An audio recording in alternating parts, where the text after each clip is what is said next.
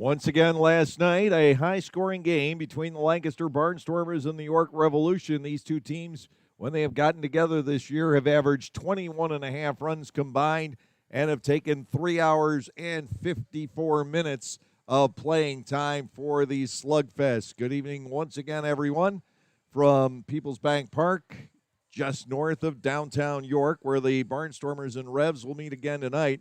Lancaster with a huge win last night, 15-7 in the opener of this three-game series. Tonight, the offense will face a new challenge. They'll face an ex-major leaguer by the name of Alex Sanabia, who spent parts of 3 seasons with the Miami or Florida Marlins, as they were when he first arrived on the scene with the Fish several years ago. Sanabia is off to a great start for York. He is 3-0. He has established himself as the ace of this York staff. Can the Barnstormers' potent offense continue tonight? That remains to be seen. For Lancaster on the mound, it will be another story very similar to the one we saw last night. Dominic DeSabatino pitched well enough to win last night. He recorded his first Atlantic League victory. He is getting incrementally better time in and time out, and Ross Peoples is looking for the same out of Danny Taggart here tonight. Danny Taggart coming in is 0-2. His ERA is high, but he's getting a little bit better every time he takes the mound, as Ross has had to go with these young starters here in 2021, with 6 having had their contracts purchased and going back to Major League Baseball. Now, Jeff Bianchi is out exchanging the lineup card this evening, and we have been informed that Ross Peoples was looking at a 2-day suspension for an incident Sunday at Southern Maryland, and it's going to seem a little bit bizarre in the 21st century in which we live that communications technology, they weren't stealing signals, they weren't relaying signs to the plate or anything Houston Astros-esque, but I guess baseball might be hypersensitive to such things now. Ross had a walkie-talkie, which a number of teams used. He was communicating with his bullpen, is the story I am told. And they are supposed to have access via use of the internet in the dugout to the pitcher's velocities. And but apparently somewhere along the way, Ross did something he was not supposed to do. And as a result, the league trying to limit the use of such devices. And again, I don't have all of the details. I've heard Ross's side of the story, but it has to do with the walkie-talkies and a tablet, which other teams are using in the dugout to get the data from the same website I use when I talk about the pitching velocities, usually a couple of pitches after they are thrown. So it's all a little puzzling on our end, but Ross has been asked by League President Rick White to sit out the next couple of games. The last I knew, the Barnstormers were trying to appeal that decision, asking the simple question, where is it that he stepped across the line and other teams are not? It seems that answer is a little bit unclear right now, at least in the minds of Ross Peoples and the Lancaster Barnstormers. But Jeff Bianchi apparently is taking the reins of the Barnstormers here this evening as we get ready for the second game of this 3-game series. The Barnstormers will be led off tonight by Caleb Gindel, but he will move over to left field. Blake Allemond is going to bat second and play second base. Blake Galen is the first baseman hitting third. The cleanup batter will be the designated hitter Trayvon Robinson. Alejandro De Asa is in center field batting fifth. Ladarius Clark is the right fielder in the number 6 slot. Nick Schumpert will bat seventh. He will play third base. The catcher hitting eighth is Anderson De La Rosa, and Clay Luis Rondon is the shortstop. He is batting ninth. Danny Taggart 0-2 on the hill for the Barnstormers. The York Revolution taking the field at the moment, and we'll have our national anthem, and then we'll give you the lineup that Mark Mason will be utilizing here this evening in a moment after the national anthem.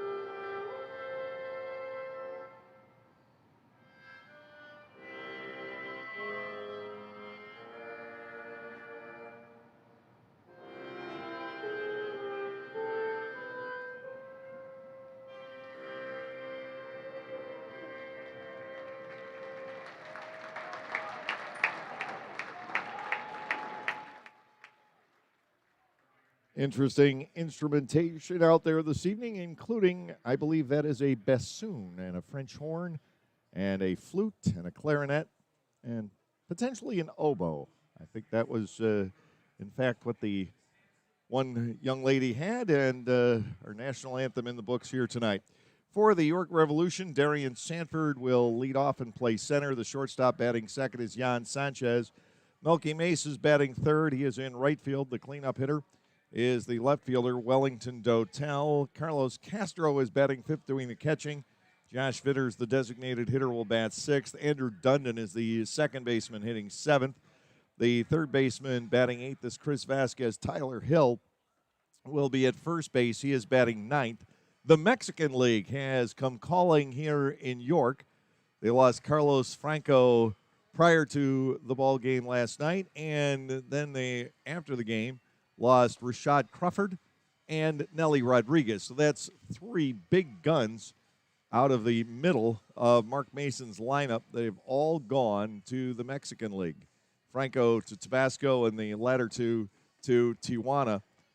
So it is time for Mark Mason to regroup. He did bring three players in today, Walner Espinal, J.C. Encarnacion, and Lennon Rodriguez, all recently in affiliated minor league baseball at the lower levels, a couple of those with the Baltimore Orioles organization. On the hill, though, is a man who has been to the pinnacle of the baseball world, Alex Sanabia, a one-time right-handed starting pitcher for the Miami Marlins. He was 8-10 in his 3 years at the major league level. It's his first time pitching in the United States since 2016 when he was in AAA in the Chicago Cubs organization. He is a native of the San Diego area. Chula Vista, California is where he grew up. 6'2", 210 pounds. The right-hander is 32 years of age. Off to a great start with York. He's thrown a complete game, 19 and a third innings, allowing just a dozen hits, 7 runs. He's walked 9, struck out 16.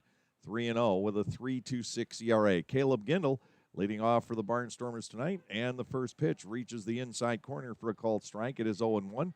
Bill Reuter is signaling the balls and strikes tonight. Ian Pittenger, newcomer at first base. Bill Worthington is the third base umpire. And the next offering is away. Gindel bats 1-1. Nice night for Caleb last night. He went 3 for 4 with a crucial home run in the top of the fourth inning, and he drove in 4 runs in the ball game, now batting .310 as a result. The pitch to Gindel is cut on and fouled away. Off to the third base side, it's 1-2. As you can see on camera, it is a splendid night here in York. And if you're watching from across the river at home in Lancaster, you know how nice the weather is pretty much up and down the East Coast on this Wednesday. 1 ball, 2 strikes to Gindel with Blake Alleman waiting on deck. The motion. Sanabia comes back, and Gindel hits a one-hopper right back at the hill. Sanabia takes it most of the way, underhands the rest, 1-3 on the conversion, 1 out, and Blake Alleman will come to the plate. Alleman with a home run last night, one of his 2 hits. He's batting .236 for the season now. He has hit 4 home runs. He has driven in just 5. York defensively has Chris Vasquez at third, a shortstop Jan Sanchez, Andrew Dundon at second, and Tyler Hill over at first. Dotel, Sanford, and Mesa the outfield from left around to right. And a breaking ball just misses to Alleman. Ball 1 and no strikes. Sanabia establishing himself as a wily veteran presence on the hill for York. And they've needed it. Foul into the screen, and to Alleman, it's 1-1. York's pitching has struggled. The Barnstormers pitching has struggled. There are a couple teams in the league that are just fine in the pitching department. Here's a 1-1. Alleman's trying to time it, fouls it back and out of play. 1 ball and 2 strikes. Certainly not these two, and certainly not when they face each other. But Long Island has put together a pretty solid pitching staff. The Ducks are tops in the league in earned run average. High Point not far behind. Foul ball into the screen. Alleman doesn't seem far off here. He continues at 1 ball and 2 strikes. The Barnstormers last in the league in team earned run average, but so much of that came from the first homestand. On the road, this team has pitched at least adequately. Sharp ground ball right to the first baseman, Hill, and he and Sanabia convert the out on Alleman, the reverse of the first out. This one 3-1. Blake Galen, the first baseman, will come to the plate. Sanabia starting to get ground balls early, and that is when a pitcher often throws his best game, more so getting the ground balls and the quick outs in the opening inning than even the strikeouts. The batter is Blake Galen. Galen scored 4 runs last night. He drove in 2. He walked 3 times and had a double and was 1 for 3 overall in the game. He's now batting .259. He just has that 1 home run in the Thursday night game against Gastonia, but he's driven in 14. Here's the motion, and Sanabia will work high and outside to Galen. It is ball 1 and no strikes. Blake has drawn 16 walks now in his last 11 games and has 19 on the campaign. Next pitch to him, Sanabia finds the inner part of the plate. It's 1-1. Barnstormers haven't seen too many fastballs at this point in the first inning. 2 outs, nobody on. Galen batting with Robinson on deck. Sanabia into the motion, and it is high to Blake. 2 balls and 1 strike. Galen is tied for the league lead in walks. He has 19. Jake Skoll of the Gastonia Honey Hunters also with 19. 2-1. Galen, a line drive right to third, gloved by Vasquez for the final out. Sanabia sets the side down in order in the top half of the first inning. Danny Taggart will come out and try to match that. So we are at the end of 1/2 inning tonight here at Peoples Bank Park in York. With the score, the Lancaster Barnstormers nothing, and the York Revolution about to take their turn.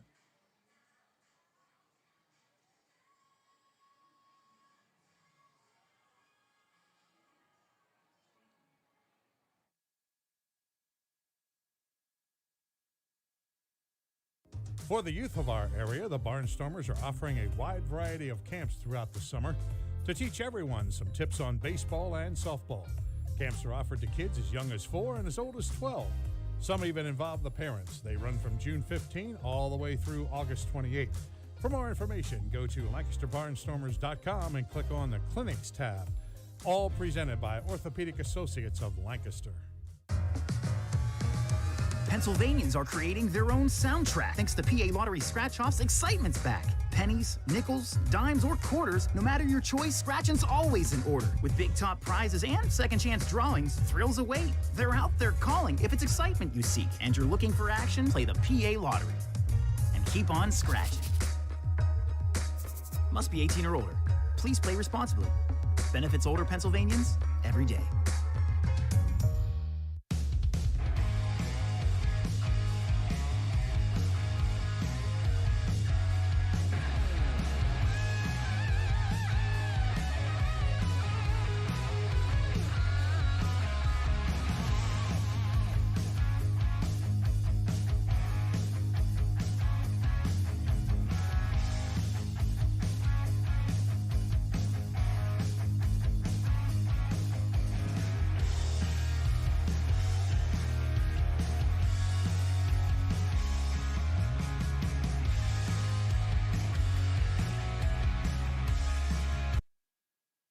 On the hill for the Barnstormers tonight is right-hander Danny Taggart. He is from Hicksville, New York, making his 4th start here in the Atlantic League. He's 0-2 with an earned run average that's high.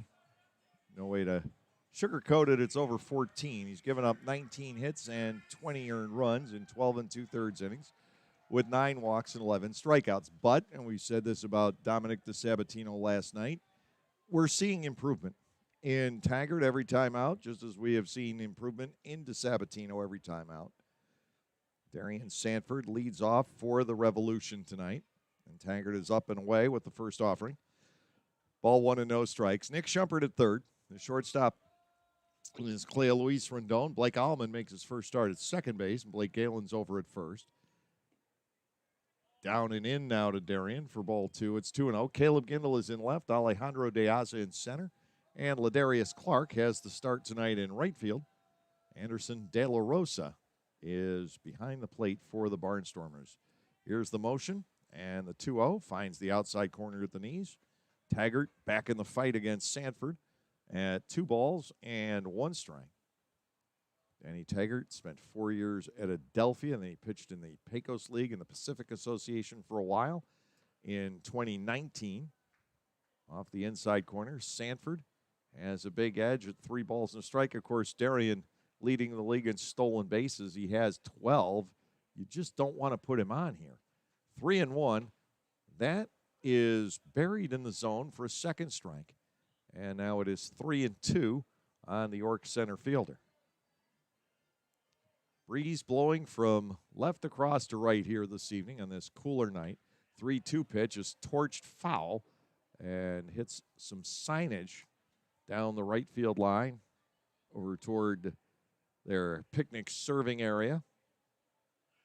Up above the first base grandstand. 3 balls, 2 strikes. The continuing count. The infielders are up. The outfielders are shallow. Taggart misses with ball 4. And Sanford is aboard with the leadoff walk. Another one of the youngsters will be making the start tomorrow night. Augie Silk trying to springboard off his 5 innings without giving up an earned run against Southern Maryland in Game 2 on Saturday. We'll be going here tomorrow against Duke Van Schamen. Now, Jan Sanchez steps in. He had a big night last night. 3 hits, including a home run. He drove in 4. Batting .500 since joining the Revs. We'll see how quickly Sanford takes off. He's been picked off by the Barnstormers a couple of times. Not going here. Sanchez swings and misses with a high fastball. It is 0-1. Mesa waiting on deck. York trying to jump ahead here in the bottom half of the first inning. After Alex Sanabia shut down the Barnstormers in 1-2-3 fashion in the top of the inning. Galen hit the ball well, lining out to the third baseman, Vasquez, bidding for an extra base hit down into the corner. There's a hard hit ground ball, diving try by Schumpert, can't come up with it. It trickles away into the Barnstormers bullpen. Sanford will sprint into third and slide needlessly. Into second base goes Sanchez with a double. York has runners at second and third with nobody out here in the home half of the first inning, and Melky Mesa, the right fielder, will come to the plate. Mesa hitting .311 with 1 home run and 13 runs batted in.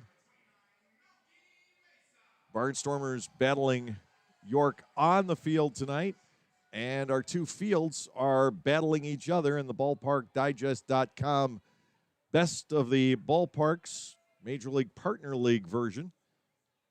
This is an Elite 8 matchup. Clipper Magazine Stadium is leading, but voting continues until 3 o'clock our time on Friday. Swinging a foul ball back by Mesa. It is 0-1. Therefore, as long as you're on your device right now, you can go to ballparkdigest.com, scroll down until you find the Partner League's Elite 8, and you can go on there and vote once per day on your device. So go ahead and do that. Make sure Clipper Magazine Stadium gets to the Final 4, and we'll try to carry it home and defend our title from there. Lash to third, and that is past Schumpert. Out into left field for another base hit. The throw in from Gindel. Mesa has driven in Sanford with the ball game's first run. York takes a 1-0 lead. Sanchez stopping at third on the play as the ball got to Caleb Gindel very quickly out in left field. Wellington Dotel, the left fielder, comes to the plate. York may have lost a couple of very good hitters over the last couple of days, 3 of them, in fact. But this is still a formidable lineup, especially 1 through 5. It may tail off after 5, whereas earlier you went at least 7 strong in this batting order. And who knows what the new guys will be able to produce here. Sanchez at third, Mesa at first. Dotel stands in, batting .396 with a home run. He's driven in 7. Ground ball shortstop. Rendon fires it past Alleman and down the right field line, trying to rush the double play, and York will end up with runners at second and third For a split second, Polanco was waving around Mesa that he held up. That will be an error on the Barnstormers shortstop. The wheels coming off the cart here in the first inning. Dotel would still get an RBI on that, I do believe. You can't assume a double play. The Barnstormers should have at least gotten one.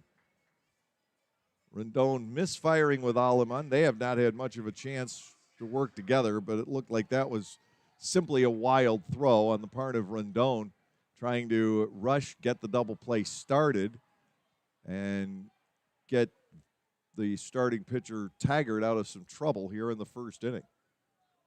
So a tough start for Taggart and the Barnstormers tonight. Second and third with nobody out, and it is high. Ball one on Castro. But what would have helped the most ultimately is just to get one out there and begin to settle this game down. The Barnstormers come out of it without an out whatsoever. Now a fly ball, left center field, not all that deep.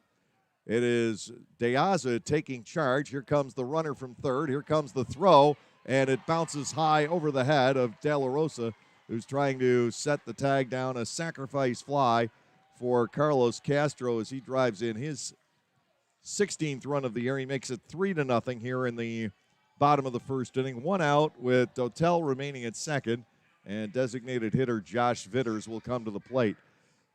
De Aza made a pretty good throw, and had it skipped low, there might have been a chance for the out on Mesa. The throw was right on line from Alejandro, but it bounced up and got away from De La Rosa. Taggart wisely there backing up to hold Dotel at second. Ball one is high on Vitters. It is 1-0. 3-0 York, and still working on more in the bottom half of the first inning. Taggart ready to go, and he deals to the inside corner on Vitters. It is 0-1. Josh Vitters batting just 146 here with 5 runs batted in. Well, the Revs are fired up after they took it on the chin at the hands of the Barnstormers last night. There's a ball slapped on the left side. Diving play, Rendon. He keeps it from getting to the outfield, but no chance for a throw on Vitters. It is an infield single. That is the third hit of the inning, to go along with the one Barnstormer error and a leadoff walk.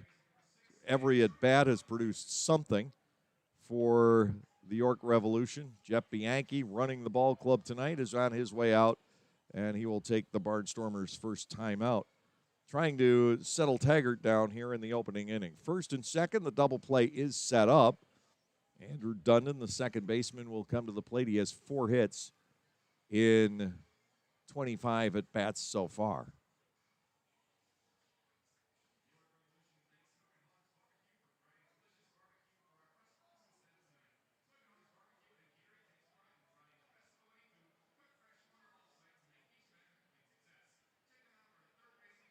So Dotel did get an RBI.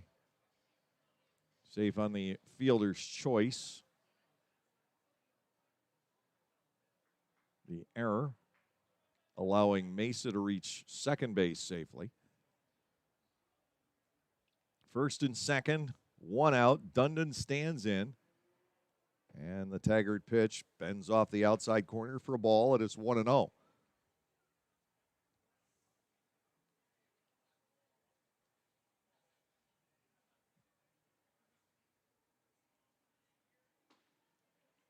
Taggart locates the zone. It is 1-1.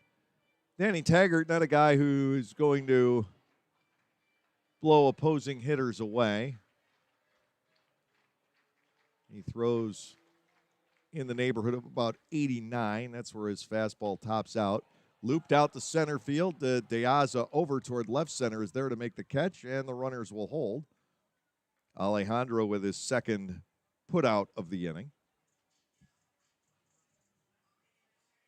From here on out, anything would be unearned.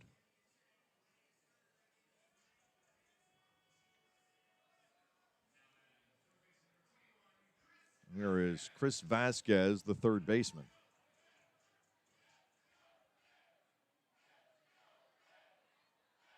So 2 earned runs, and at the moment, 1 unearned run. The offering is up and in. It is a ball on Vasquez, 1-0. Taggart with the opportunity to cut off York here.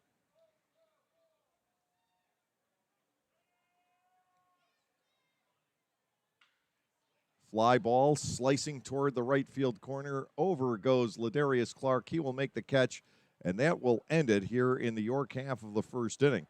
But it is a productive one for the Revs. 3 runs on 3 hits. There was an error, and 2 runners were left on base. We see the importance of the play made by Rendon on the dive to keep Dotel from advancing to third. He would have scored on that second fly ball out.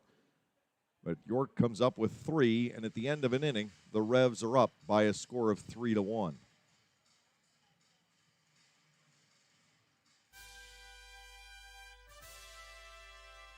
Did you know that the 2021 Lancaster Barnstormers Club has 2 players headed to the Summer Olympic Games in Tokyo, Japan? That's right, our own Blake Galen and Jared Lakend are on their way to the Olympics as members of Team Israel.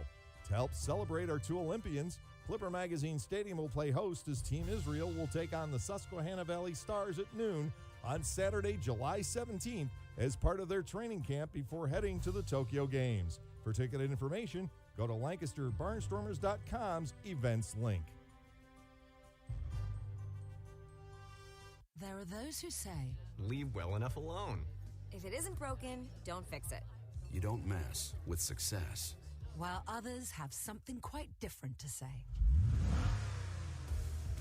The Lexus RX, with dynamic handling and available 12.3-inch touchscreen. It's the best-selling luxury crossover of all time. Experience amazing at your Lexus dealer.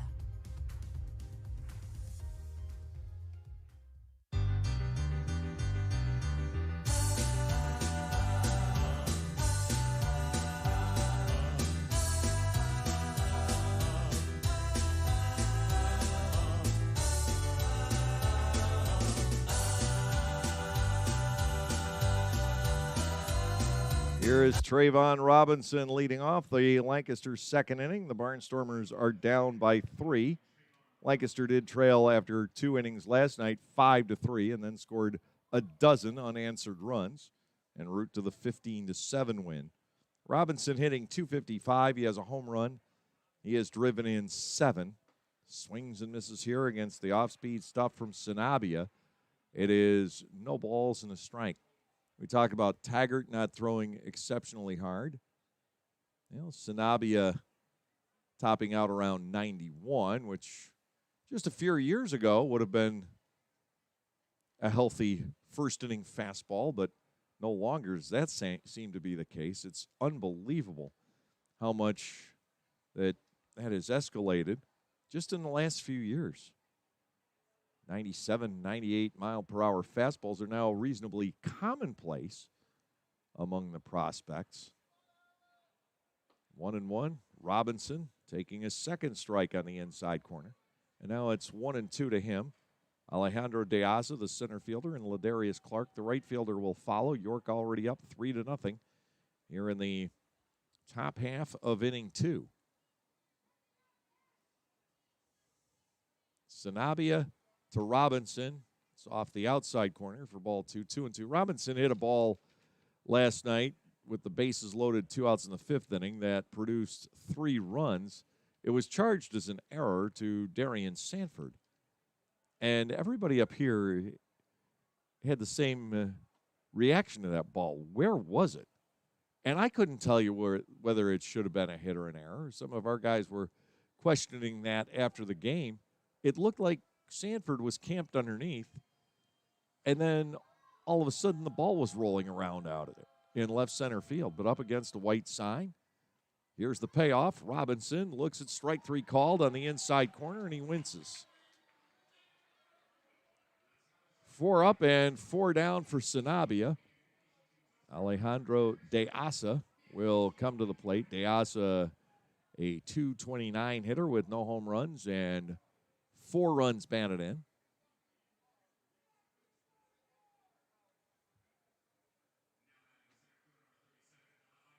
Deasa, Lake Sanabia, came up in the Marlins organization.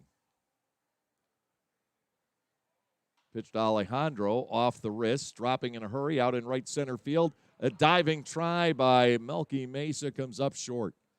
Mesa went all out to get that quickly sinking fly ball off the bat of Deasa, and he just couldn't quite get there. Deasa was in the major leagues with the Marlins in 07 and then back again in 09. A little bit before the arrival of Alex Sanabia. They were not in Miami at the same time. With one out, one on, here is Ladarius Clark, the Barnstormers right fielder, who's down to 282 now with 5 home runs and 14 driven in. Ladarius has cooled off a bit since a home run spree in the early stages of the last homestand. He only has 1 hit his last 11 at-bats over 6 games. Infield, double play depth. Pitch to Clark, swung on and missed. He's down a strike. It's 0-1. And he cooled off with the neck injury.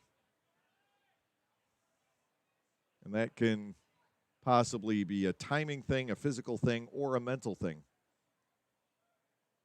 Looking to unlock all of that and get Ladarius back on the right track. 0-1 from Sanabia, who stands at the edge of the shadows. Here's his pitch to Clark, a swing and a miss, and Ladarius now trails 0-2. He is the K-man tonight. Last night, Blake Allemond batted on 5 different occasions and kept the fans hungry. But Sanabia has Clark at 0-2. Deasa, the runner at first base, with 1 out here in the second inning. Nick Schumpert, the third baseman, waits on deck. Runner takes off, a swing and a miss, and the throw down is in time to double up Deasa. So it's a strike him out, throw him out, double play. And the Barnstormers are vanquished here in the second inning. No runs on a hit, no errors, and nobody left on base. We're through 1.5 now at Peoples Bank Park. It's all York so far tonight. The Revolution leading by a score of 3-0.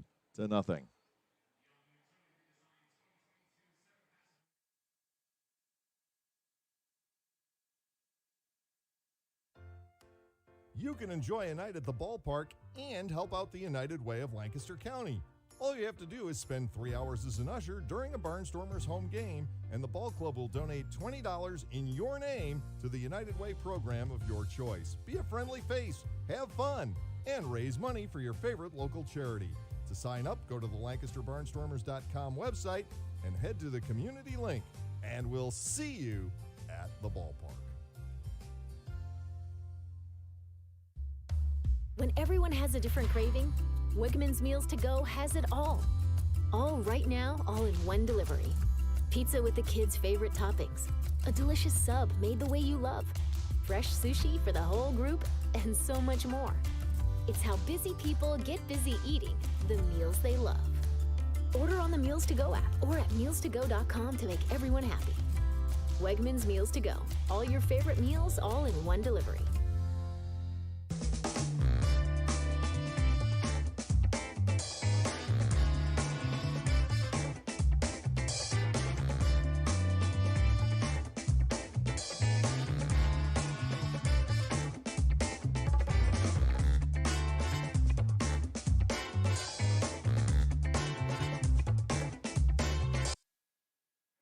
For the York Revolution, it will be first baseman Tyler Hill leading off in the second inning. Hill is listed as one of York's catchers. He's 4 for 22 on the season with a pair of runs batted in. We have seen him behind the plate. Promotional vehicle has to depart before we can get this bottom half of the second inning underway. Taggart's ready to go. De La Rosa's ready to go. Hill is ready to go, and the center field gate is now ready to go. First pitch to Hill, waved at. No balls and 1 strike. Darian Sanford waiting on deck, and then Jan Sanchez. York sent 8 men to the plate in the first inning. Taggart is off the outside corner, and it is 1 ball and 1 strike. So what is the secret that Alex Sanabia has found. He has been in the zone with regularity tonight. Lined and gloved by Rondon, quickly bolting to his left. Hard hit ball and a good play by Clay Luis Rondon. 1 out. Darian Sanford walked and scored back in the first inning. He will step to the plate. The Barnstormers on Game 5 of a 12-game road trip. It will take us to Long Island for the weekend and Lexington, Kentucky for the first time ever next week. 3-game series against the Legends. They've got the league's best record. High outside and completely through De La Rosa. Ball 1 and no strikes on Darian Sanford. Blake Galen certainly knows Sanford well, and Galen is up on the grass to some degree over at first base. Schumpert likewise on the edge of the infield grass at third, and that is pulled foul down the right field line. You get Sanford a chance to get the ball into the right field corner here at Peoples Bank Park. That would have to be just about an automatic triple. It's 1-1 to him with 1 out in the bottom of the second inning. Barnstormers have sent only 6 men to the plate through 2 innings against Alex Sanabia. That is incredibly rare in any stretch. Barnstormers for or against so far this season. Ball 2 twists inside and low. And Sanford has the advantage against Taggart. 2 balls and a strike. Danny kicks, fires, and that's lined through the right side. Sanford with a base hit. A 1-out runner for York here in the second inning. Jan Sanchez will step in. He roped a double past the diving third baseman Schumpert back in the first inning. Sanchez with 3 extra base hits in this series. 4 hits total. He has knocked in 4 runs. York already up 3-0 tonight and trying to amass more offense here in the second inning. Quick pickoff throw to first base, but Galen had to reach toward the plate to get it.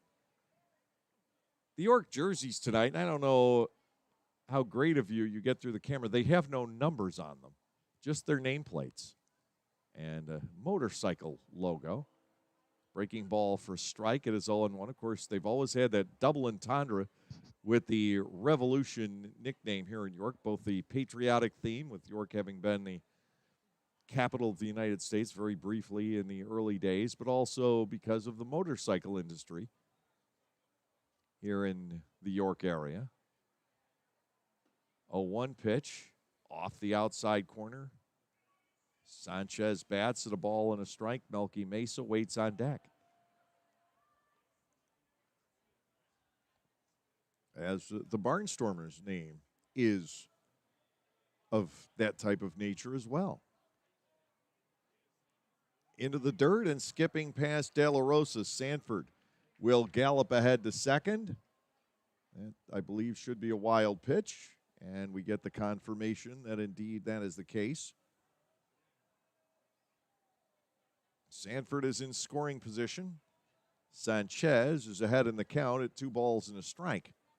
The Barnstormers need to find some type of momentum switch in this game before it gets out of hand. To Sanchez, it is high, ball 3. And, in fact, that's the 4th one. The wild pitch was the 3rd. Taggart walks his 2nd.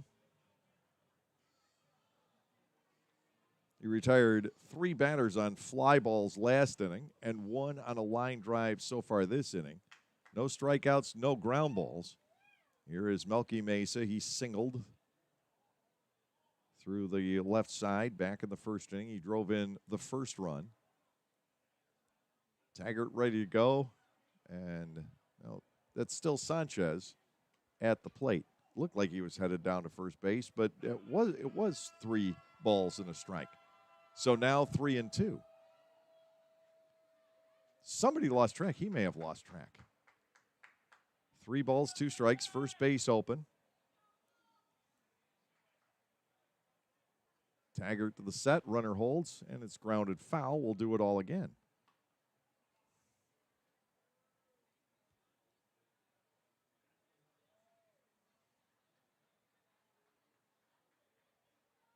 Noel Polanco coaching third. Sandy De Leon is over at first base.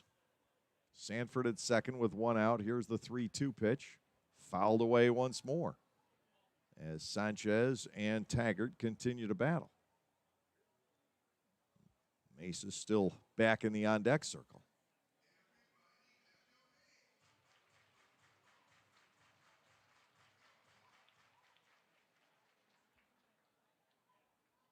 Sanford inching off second base. Don't forget about him. And the pitch to Sanchez. This is in on the hands and yanked foul. Well in the air and well out of play down the left side. Continuing at 3-2 on Yan Sanchez. Barnstormers will have Schumpert, De La Rosa, and Clay Luis Rondon up in the third inning. 3-2 pitch, hit in the air, down the left field line. Rondon goes out. He will signal for it and make the catch. A big second out. Sanchez is dispatched here in the second inning, and now Mesa will step in. Rondon is fun to watch on the pop flies. He can really get out there. We remember a play several years ago now here. Wilson Valdez made a tremendous play out in left field on a pop fly with 2 outs and the bases loaded for the Barnstormers. And that play, if I remember correctly, actually won a game for York. York leads the all-time War of the Roses now 136-128. Breaking ball is good for a strike on Mesa. It's 0-1. The Barnstormers and Revs have each won 6 season series, and one was split. Hard to believe anybody split a series with the Barnstormers back in 2012, but that was the case with York. Fouled away. York technically won the second half in 2012. Well, the Barnstormers' only season where they won both halves remains 2006. In 12, the Barnstormers put away the first half easily, and then the second half, as there's a swing and a miss to get out of the inning, the two teams tied at the end, and by Atlantic League rules, that made York the winner. No runs on one hit with no errors, and one man left on base. Done with 2 tonight here in York, with the Revolution leading by a score of 3-0. We are finally back enjoying Barnstormers baseball. I'm Adam Gocknauer from Gocknauer Appliances and thrilled to be sponsoring Barnstormers baseball yet again. We also wanted to thank all of you for your incredible support for our business during the pandemic. We are so happy to still be here helping you with the best brand names and the best prices of major appliances in the area. Enjoy the game, and we will continue to service you now and into the future. Gocknauer Appliances in East Petersburg and on the web at gocknauers.com. Like craft beers? Then the best place to be in Lancaster is Clipper Magazine Stadium. That's right, celebrate baseball or just a night with your friends at the Broken Bat Deck down the right field line. The Broken Bat features more than 20 local craft breweries, plus product from a local winery. Food including Otto's Meatballs is sold off a pub-style menu. So get together, hang out with your friends, or make some new ones. Enjoy a night of craft beer sampling along with a Barnstormers game.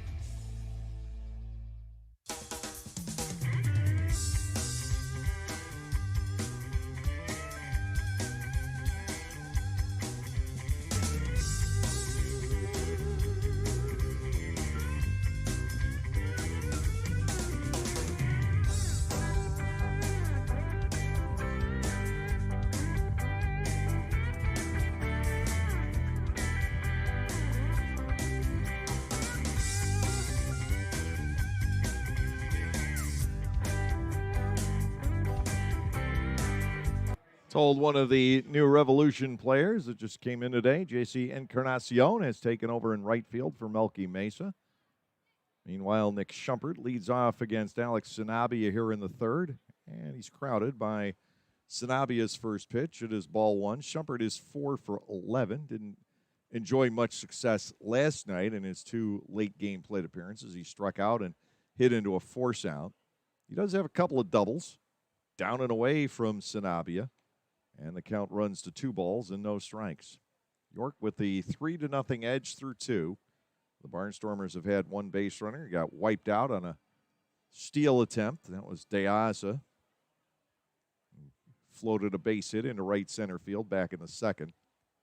DeAza has hit the ball a lot louder than had been outs lately than that one was. Swing and a miss.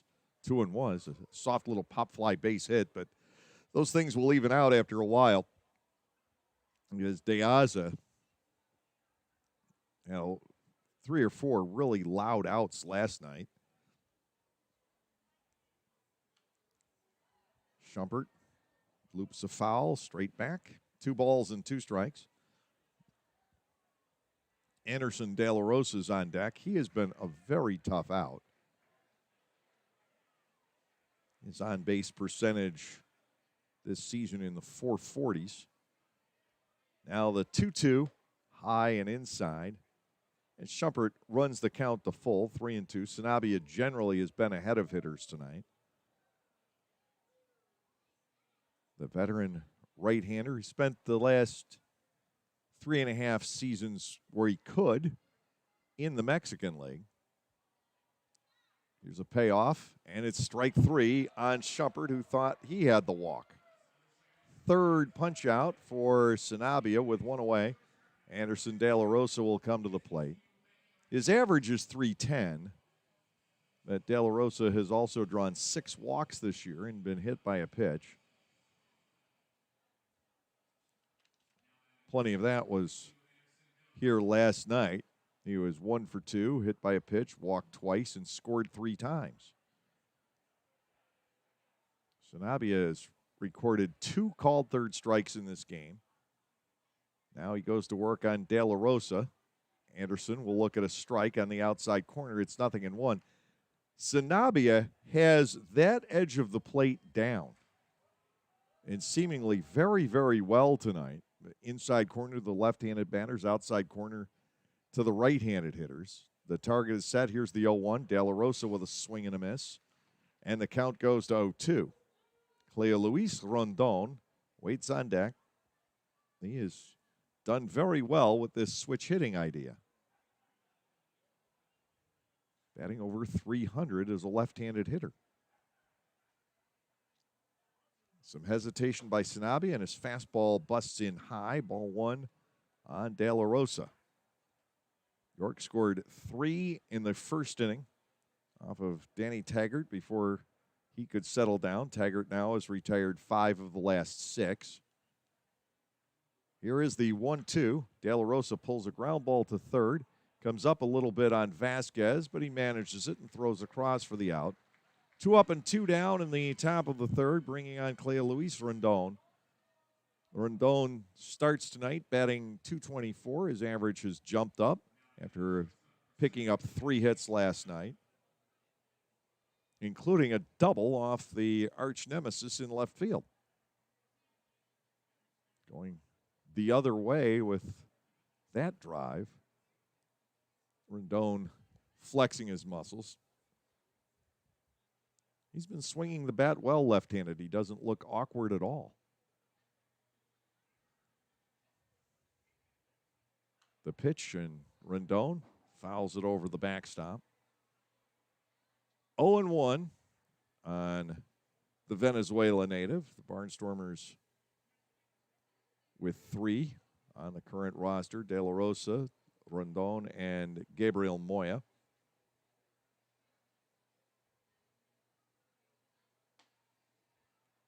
Outside for a ball. It is 1-1. Sanabia masterfully mixing his pitches in the early going. Only 1 ball has been hit hard. That was Galen's line out to close the first inning. DeAza with the bloop base hit in the second. And this is chopped to the first base side of the mound. An easy play for Sanabia, although it looked like he almost handcuffed Hill on the back end of that play. Nothing across for the Barnstormers in the top of the third. They have sent the minimum of 9 to the plate here in their first 3 trips. Through 2.5, York leads this one by the score of 3-0.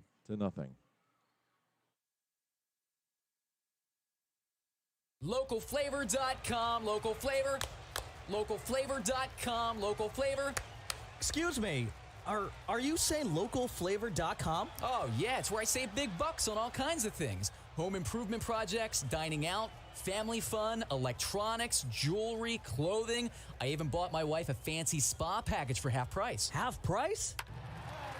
Yep, you know all the deals you find in Clipper Magazine. I love Clipper Magazine. Well, they're all on localflavor.com too. And you can get them right on your phone thanks to localflavor.com's mobile app. Here, take a look. Well, this app is amazing. Look at all these restaurants, amusement parks, car washes, fitness centers. This is worth sharing about. Exactly. Localflavor.com online, the Local Flavor mobile app, and Clipper Magazine together. It's like a triple play. Do the cheer again. I'm in. Localflavor.com, local flavor. Come on, everybody! Localflavor.com, local flavor. Localflavor.com, local flavor.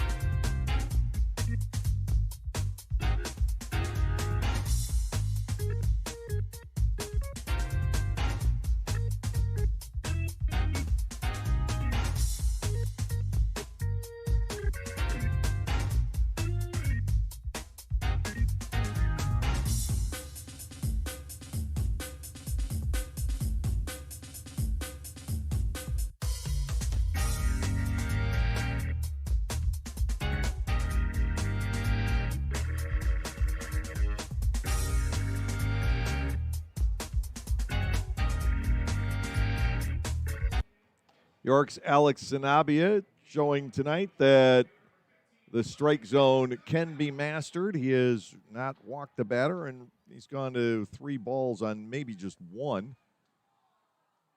Wellington Dotel now starts off the home half of the third inning against Danny Taggart, who has begun to settle down as well. One of the things we have certainly seen with these young pitchers that Ross Peoples has assembled with the Barnstormers is that problematic first inning. Breaking ball high and inside to Dotel. It is 1-0. Now the Barnstormers, with the 3 tonight included, have given up 30 runs in the first inning already this year. Swung on and missed, and the count is 1 ball and 1 strike. And that is a lot through 18 games, this being the 18th. And they've been scored on in the first inning more often than not.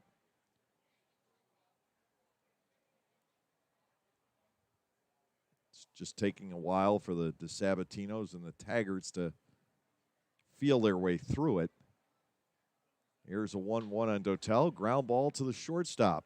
Rendon will field and fire. Down goes Dotel, 6-3. Taggart has done a nice job turning his night around. 1 away.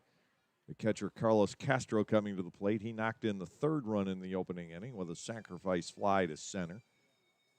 His 16th run batted in. Castro is batting .432 for this York ball club. He has gotten off to a tremendous start. Former Atlanta Brave farmhand is Castro. This team will still manage enough offense, even with the guys that have left, and they were 3 of their really big guns, losing Franco and then Nelly Rodriguez and Rashad Crawford. Swing and a miss, 1 strike on Castro, but York will still score plenty.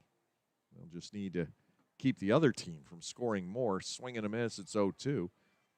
And the Barnstormers certainly know what that formula is all about here in 2021. This is the tamest game so far when these two clubs have gotten together. Ground ball again to the shortstop. It stays low. Rendon stays with it. And he will cut down Castro as well. 2 up and 2 down here in the third. Love the way Taggart has turned his night around. With 2 outs, here is Josh Vitters, who reached on an infield base hit back in the first inning. But that, too, was a really nice play by Rendon. He saved a run with that diving stop, because if he doesn't make it, Dotel's at third, and he scores on the fly ball by Dundon in all likelihood. 2 outs, nobody on base. And the pitch is inside to Vitters for a ball, 1-0.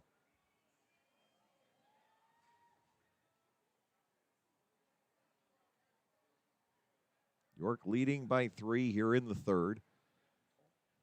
Taggart is off target with that. It's ball 2 and no strikes. You look on camera at Vitters' bright yellow footwear, the laces being even brighter than the shoes themselves. Ball 3 is outside, 3-0. Sun-drenched right field. The shadows have crept over the top of Caleb Gindel out in left. They haven't quite reached De Aza in center. In for a strike, 3-1, but Ladarius Clark out there in right. I mean, he is fully in the sun, which means he is looking into it. 3 balls, 1 strike, and Vitters pops it up on the right side. This one will belong to Alemond. Blake on the edge of the outfield grass with the catch, and a tidy bottom half of the third inning for Danny Taggart. Nothing across for the York Revolution. At the end of 3 now, York is up by the score of 3-0.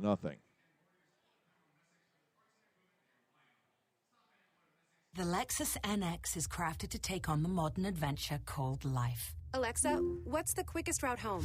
With Amazon Alexa compatibility and the advanced Lexus safety system, the Lexus NX is modern utility for the modern world. Because modern obstacles require modern solutions. Experience amazing at your Lexus dealer. Amazon Alexa and all related logos are trademarks of Amazon.com Inc. or its affiliates. Not all Amazon Alexa functionality is available for in-vehicle use. At Clipper Magazine Stadium, we have hot dogs and popcorn, peanuts, soda, and nachos. But what if, say, you are only 3 months old and mom wants to have a night out and watch the Barnstormers? Well, thanks to May Grant Obstetrics and Gynecology, the littlest of Stormer fans now have a place to go for dinner during the game. Tots can take mom to the Little Sluggers dugout behind Section 13 at the stadium for a comfortable private feeding experience. A brightly painted room with comfortable furniture and TVs tuned to the game, it is the perfect spot for baby and mom during a night at the ballpark.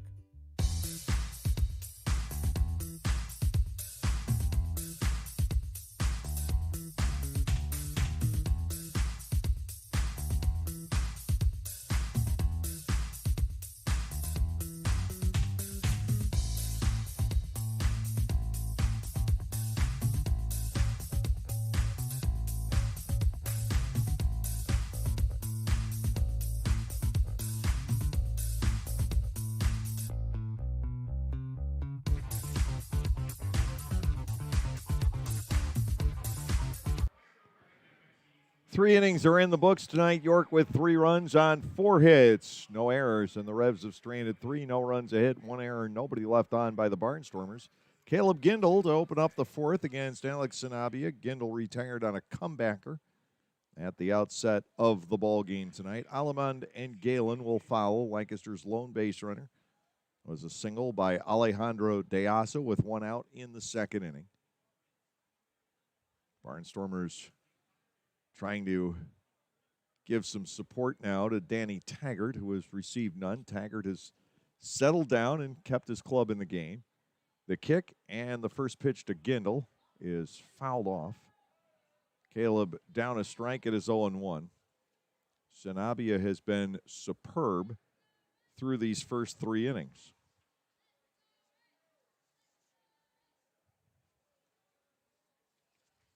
He has struck out 3. Low to Gindel for a 1-ball, 1-strike count. He's averaging only about 12 pitches an inning to get this all done. Caleb Gindel bats at a ball and a strike. He's getting his 2nd look at Sanabia.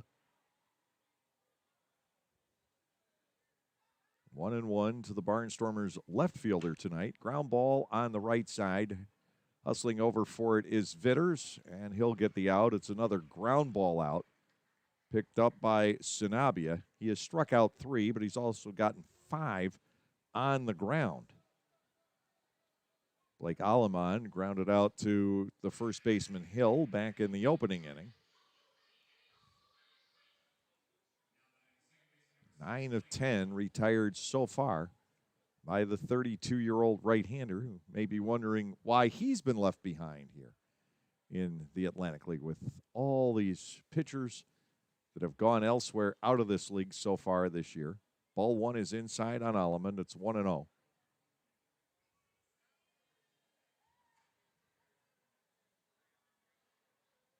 But the scouts are still on the prowl around these parts. There's more here to draw the interest. 2-0 now on Alleman.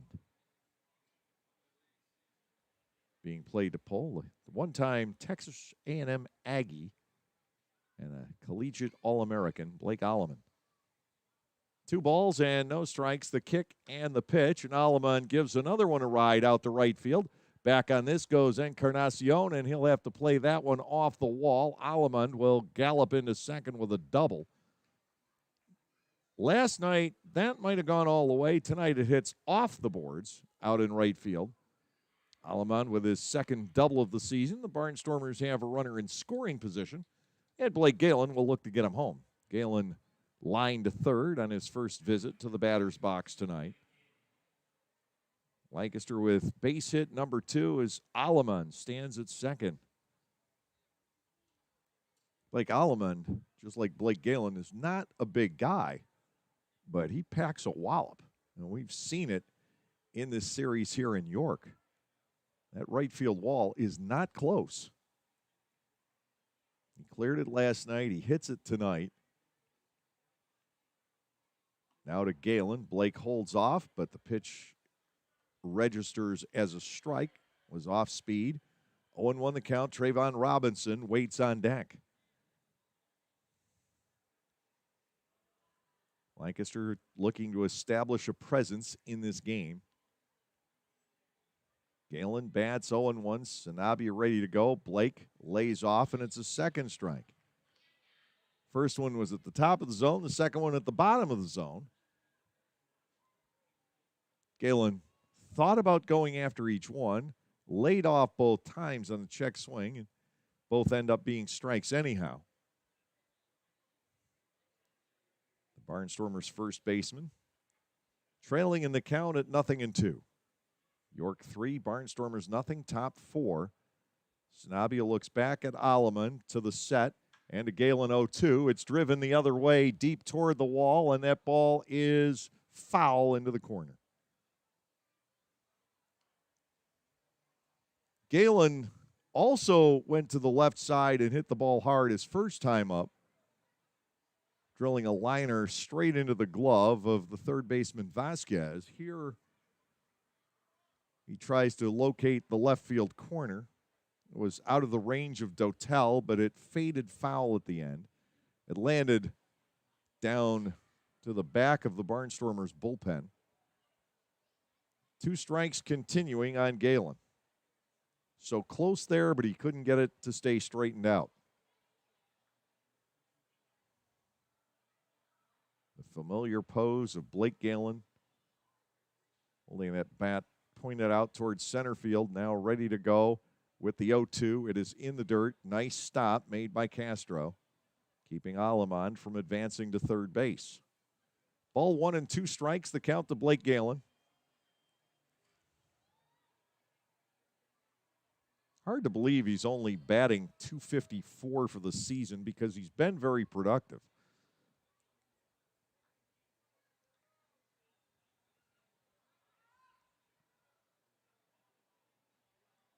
Two chances for the Barnstormers to get a run on the board. Robinson looms on deck to Galen 1-2, and he bids for the left side again, but this one never in play. Still 1 ball and 2 strikes to Blake. Galen, though, with the 19 walks, so his on-base percentage certainly respectable. Barnstormers all-time leader in that category as well. 1 ball, 2 strikes to Galen. Sanabia ready to go. The pitch is lined past the shortstop, Sanchez, and out into center field. And then it's kicked by Sanford. That will enable Aleman to come around and Galen to head to second base. It's now 3-1. That was just a bizarre play all the way around. It's a single for Galen and an error charged to Darian Sanford, who really has had his struggles defensively against his old ball club.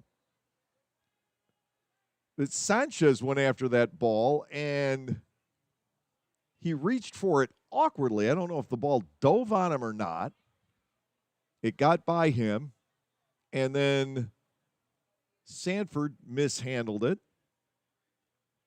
That gets Galen an extra base. Now here is Trayvon Robinson. He swings and fouls back the first offering from Sanabia. So it is 3-1. We'll check. I don't believe that Galen will get an RBI on that, but he could. Aleman didn't break, and wisely so, until the ball got past the shortstop, Sanchez.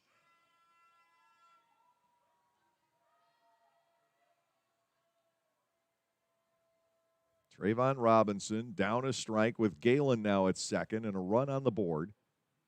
Here's the pitch, and Trayvon turns on it, lines a base hit out the right field. With it is Encarnacion. Here comes Galen. The throw is up the first base line. Heading for second is Robinson, and he'll make it.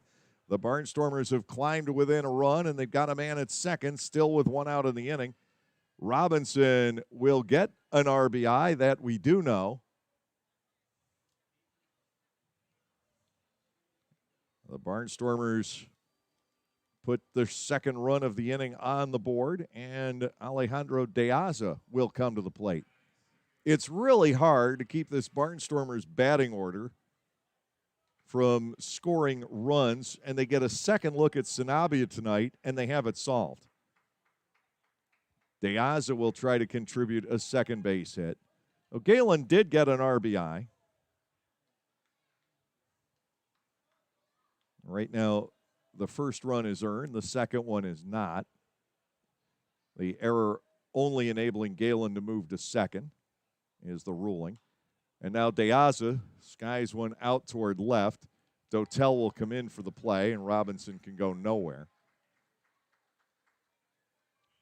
The second out is posted, and it's up to Ladarius Clark, who struck out back in the second inning. York 3, Lancaster 2, in the top of the fourth inning. A double for Aleman, a single for Galen, a single for Robinson. All of those hit well. Ladarius Clark just looks to pick up Trayvon from second. He went there on the throw to the plate, trying to get Galen. There really was no chance to get Blake. Clark stands in. A single could tie the game here. First pitch, good for a strike. It is 0-1.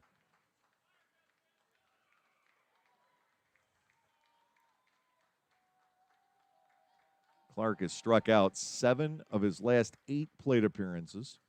And that's just part of the player that he is. But when he gets it going, he can start to crank the home runs and drive in the runs in bunches, as we've also seen this year. He was on a tear when his neck went, and hasn't been able to get that feel back since. I don't know that I'd ever seen that before, a player throw his neck out in the middle of a swing.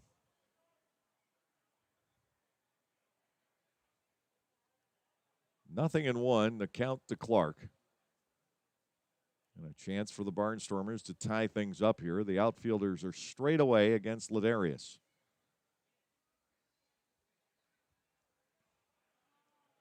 And Sanabia and Castro take too long. And Mark Mason is going to take a march out of the first base dugout and talk things over with his right-hander.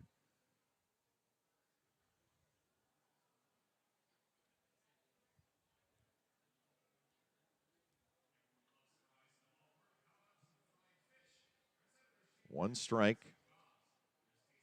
The count on Clark. The Barnstormers have fought back with 2 runs here in the 4th inning. De Aza wasn't quite able to add to it. He had the right idea here at Peoples Bank Park, hitting the ball in the air to left. 1, it's not carrying in that direction very well tonight at all. And 2, he didn't get enough of it. An easy fly out to Dotel. Mason back to the dugout. Ladarius Clark is batting no balls and 1 strike. Robinson off second. The pitch almost hit Ladarius. He had to get out of there at the last second. It is 1-1. Clark was 5 for 9 with 3 home runs against York at Clipper Magazine Stadium during the Barnstormers' home opening weekend. Driving the ball to right center and center. 1-1 pitch. Gets that outside corner. Sanabi has been able to live there. And it's 1-2 now. Nick Schumpert, the third baseman, due next. Barnstormers have taken a lot off of the early York lead with this 4th inning. Clark trying to get his team all the way back. Robinson leads from second base. 1 ball, 2 strikes. And it is down and away. Make it 2-2. Alamond with a double off the wall and right. Galen single to center to drive in 1. Took second on an error. And then he scored on the single to right field by Robinson. 3-2 ball game. 2 balls and 2 strikes to Ladarius Clark. With the Barnstormers still up in the 4th inning.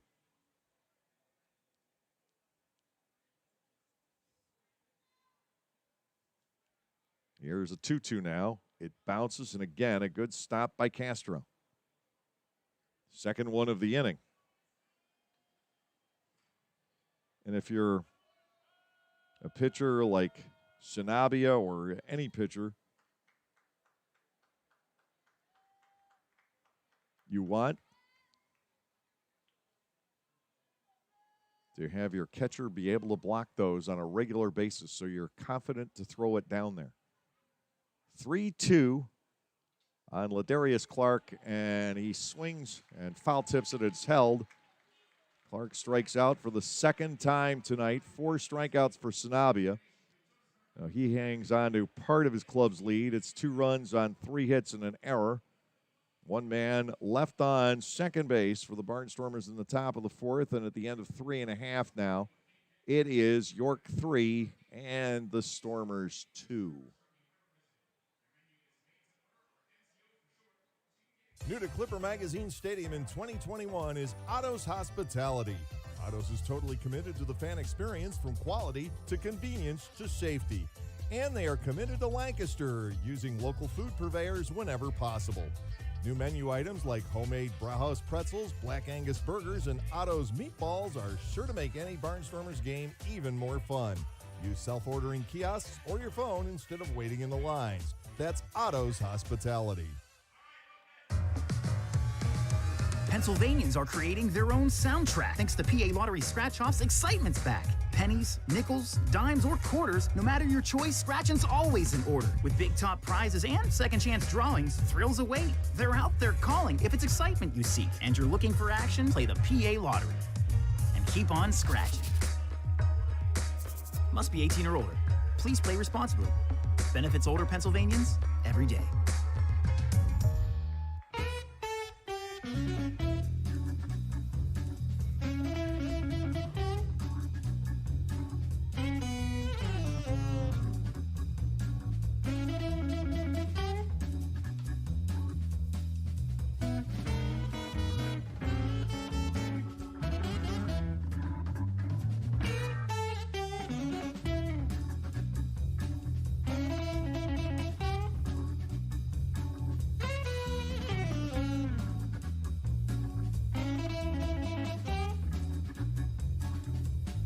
time to take a look at what else is transpiring around the Atlantic League so far tonight.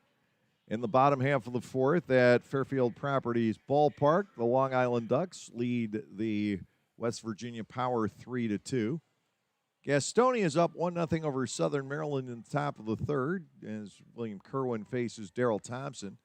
And at the end of two, Lexington and High Point are scoreless. Luke Westfall going for High Point, the one-time Barnstormer left-hander. First pitch, good for a strike on Andrew Dundon as Taggart gets ahead 0-1. Danny has really settled down nicely in this game. He's retired 8 out of the last 9 since getting roughed up in the first inning. Next pitch to Dundon, and that ball is slammed deep to left field. Way back it goes, and the walls will not contain it.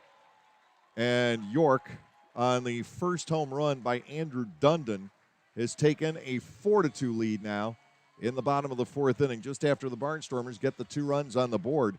Dundon is able to take Danny Taggart over the arch nemesis. And there goes the cannon. First home run York has hit in this series. One of the issues with these younger pitchers that Ross has assembled here has been giving up the home run ball.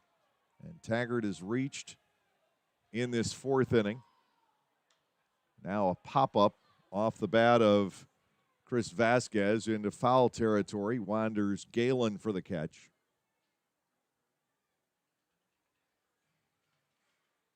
First pitch swinging is Chris Vasquez. He is retired, 1 out. Tyler Hill will step in. Hill line to the shortstop Rendon, leading off the second inning.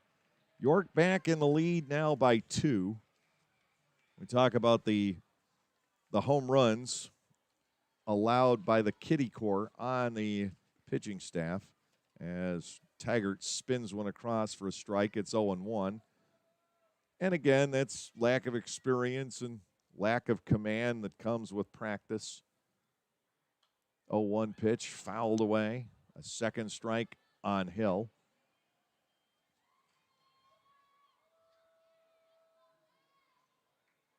But Taggart just giving up his 8th home run in 16 innings. Breaking ball is outside and low. 1 ball and 2 strikes. Dominic DeSabatino has allowed 5 homers in 17 2/3, none last night. A check swing on a 1-2 breaking ball he did hold in time. 2-2. Outside of those 2, this staff really hasn't given up all that many. Fogarty Harnish last week gave up a couple. Called third strike in on Hill. That is punch out number 2 for Taggart. 2 away, and we're back around to the top of the order, and Darian Sanford, who has walked and singled. York 4, Lancaster 2, bottom half of the fourth inning.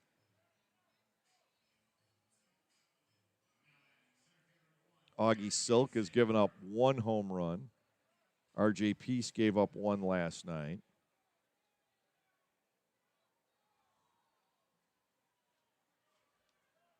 Two outs, Sanford the batter. And Taggart sneaks a backdoor breaking ball there. It's 0-1. This game has been refreshing in that we've seen only 1 walk. Low for a ball, 1 ball, 1 strike.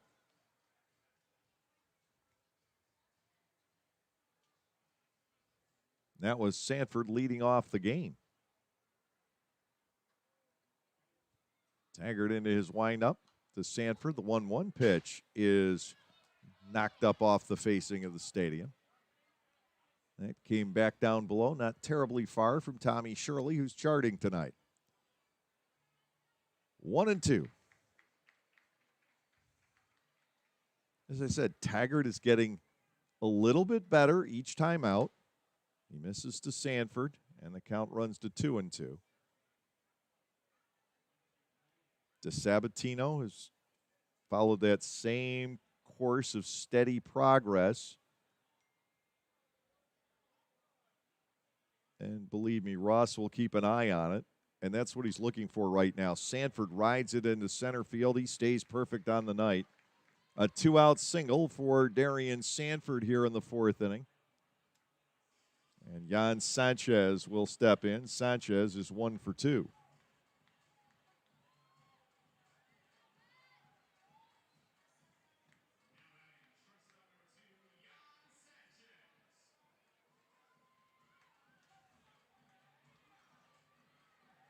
Sanford is at his base running game pretty much curtailed by the Barnstormers through 4.5 meetings, but he's got to be itching to go here. Taggart comes set. The runner stays put, and it's ball 1 outside on Sanchez, 1-0. York has an opportunity with this crew of hitters, although it's Encarnacion on deck and not Melky Mesa. Boy, they got his name plate done in a hurry. Just signed today. 1-0. It is fouled at home plate. 1-1 from Taggart to Sanchez. Lancaster just climbed to within a run, and then Andrew Dundon came out and hit the leadoff home run here in the bottom of the 4th to put York into the lead now 4-2.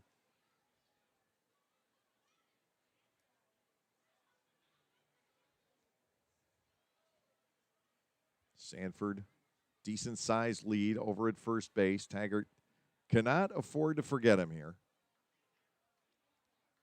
He's going to throw over, and Sanford is back in. Darian's been picked off a couple of times by the Barnstormers.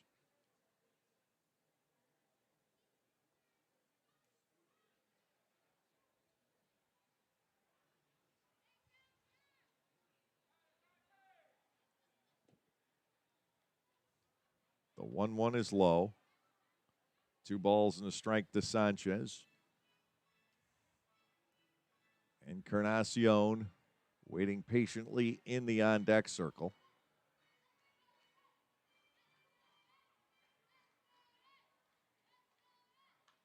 Ground ball pulled foul. Taggart draws even at 2 balls and 2 strikes. Encarnacion bounced around the Orioles system, and I mean bounced around in the first month of this 2021 season, in which in the affiliated leagues began on May 4th. He was with 4 different Orioles affiliates, all 4 that they have. 2-2, and that is torched out the left field. Playing it on a bounce is Gindel. Sanford will stop at second. Sanchez owns his 5th hit of the series. And Encarnacion will step in with runners at first and second and 2 outs. So here is the travel log of one J.C. Encarnacion so far this year. A man who is a third baseman by trade. He started and spent 5 days with Low A Delmarva, then played a couple of games at High A Aberdeen, then went to Double A Bowie, where he played 2 games in 8 days. Breaking ball for a strike to him. It's 0-1. And then, over the course of a week, played 3 games for AAA Norfolk. And then was no longer in the Baltimore system. 2 are on, 2 are out. It's 4-2 York, and Taggart has a very important out to pick up here. He hasn't been able to get the 3rd one yet in the 4th inning. Outside and low. It's ball 1 and strike 1 on J.C. Encarnacion, who is 23 years of age, from the Dominican Republic. He was already in the country.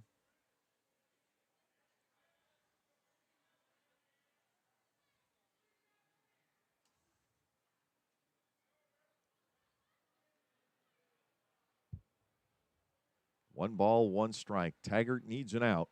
The pitch fouled away off the end of the bat. Danny's ahead, 1-2. Encarnacion started in the Braves organization, spent 3 years, or most of 3 years there. He came over to the Orioles late in 2018. In 19, in the South Atlantic League, he hit .240 with 9 homers and drove in 50 for the Delmarva Shorebirds. Breaking ball, and Encarnacion stays with it enough to foul it in the neighborhood of the on-deck batter Wellington Dotel.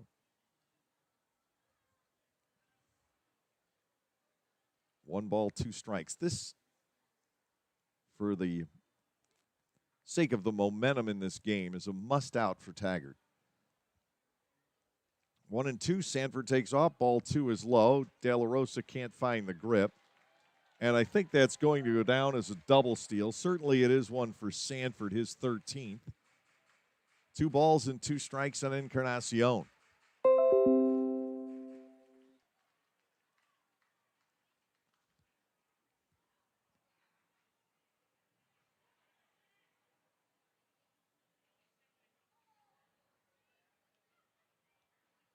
Now this out is even more important.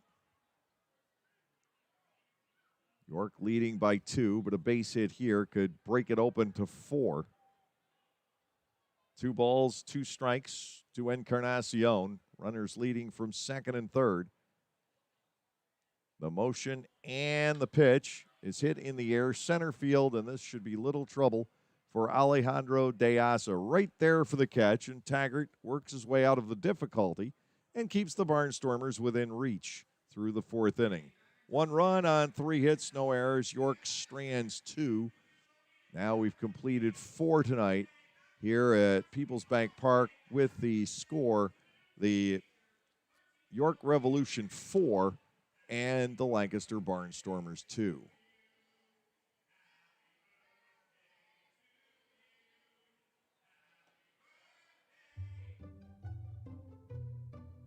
Bummer. The Barnstormers are on the road and you're looking for something to do. Clipper Magazine Stadium still has the answer for family fun. The summer movie series returns, presented by Lidl Supermarkets on selected nights throughout the summer season. Bring the kids out to the ballpark for family-friendly movies. For just $6.50 per person, you get to sit on the outfield grass and enjoy a film on the big screen in left center field. Showtime is 7 p.m. For more information and movie listings, go to LancasterBarnstormers.com and click on the events page.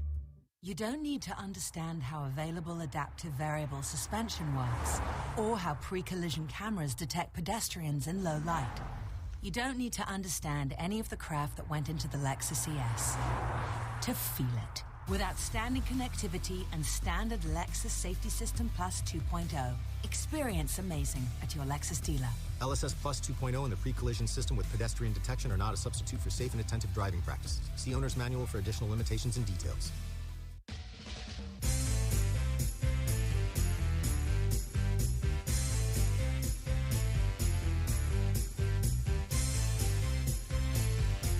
Here's Nick Schumpert leading off the Barnstormers half of the 5th inning. Schumpert struck out looking in his prior plate appearance. That was in the 3rd. 4 strikeouts total for Sanabi, who's given up 4 hits and 2 runs. Check swing and a foul off the knob of the bat. 1 strike to Schumpert. De La Rosa and Rondon will follow. Playing the top of the 5th inning. York 4 and Lancaster 2.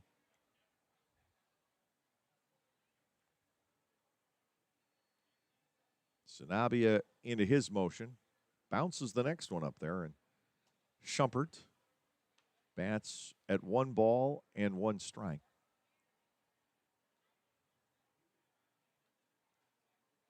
Lancaster got 2 runs back last inning and then let one get away on the home run.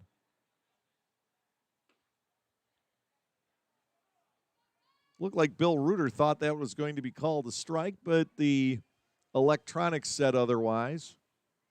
It gives Schumpert the advantage, 2-1.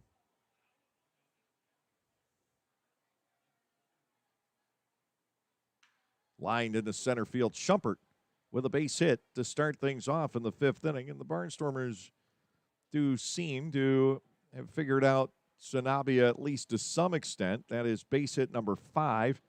Anderson De La Rosa comes to the plate. De La Rosa grounded out to the third baseman Vasquez back in the third inning.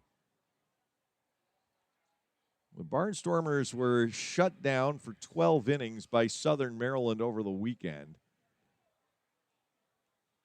In the late afternoon, early evening hours, and that can happen there. The only other time that the Barnstormers haven't come out and put some substantial runs on the board was the first game at High Point. Didn't do much hitting that night. They scored 3 runs in 1 inning on only 1 hit. High and inside, chasing De La Rosa out of there. Ball 1-0. Rendon waits on deck. The Barnstormers try to make more headway here in the 5th inning. Lancaster trailed by 3 coming out of the first. Schumpert out to a lead. He's 0 for 1 trying to steal. Sanabia to the set to De La Rosa. Ground ball toward the middle. Over for it is the shortstop Sanchez to Dundon and then to Hill for the double play. De La Rosa didn't get enough on it. A little bit more steam, and it's back-to-back base hits. Instead, a double play cuts the Barnstormers off here in the 5th inning, leaving it up to Rondon, who hit a bouncer to the first base side of the mound, closing out the 3rd inning. Sanchez was pinched into double play formation, closer to second base than normal, able to scoop up the De La Rosa ground ball. Now a strike on Rondon. It is 0-1.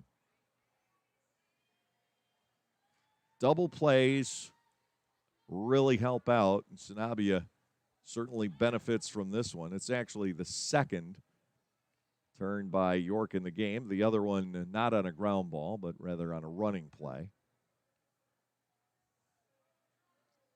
Lancaster turned a critical double play in the 5th inning last night behind DeSabatino, and another one, an odder one, behind Rincon in the 6th. Off-speed pitch is high to Rondon.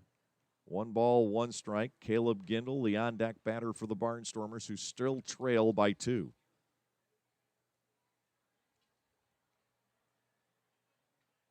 Rondon slices a little pop fly toward the left field line. Coming on is Dotel. He didn't have all that far to go. Makes the catch. No runs on hit, no errors, and nobody left on base. We'll go to the bottom half of the 5th inning. York continues to lead by a score of 4-2. For the youth of our area, the Barnstormers are offering a wide variety of camps throughout the summer to teach everyone some tips on baseball and softball. Camps are offered to kids as young as 4 and as old as 12. Some even involve the parents. They run from June 15 all the way through August 28. For more information, go to LancasterBarnstormers.com and click on the Clinics tab. All presented by Orthopedic Associates of Lancaster. Pennsylvanians are creating their own soundtrack. Thanks to PA Lottery Scratch-Offs, excitement's back. Pennies, nickels, dimes, or quarters, no matter your choice, scratching's always in order. With big top prizes and second chance drawings, thrills await. They're out there calling. If it's excitement you seek and you're looking for action, play the PA Lottery. And keep on scratching. Must be 18 or older. Please play responsibly. Benefits older Pennsylvanians every day.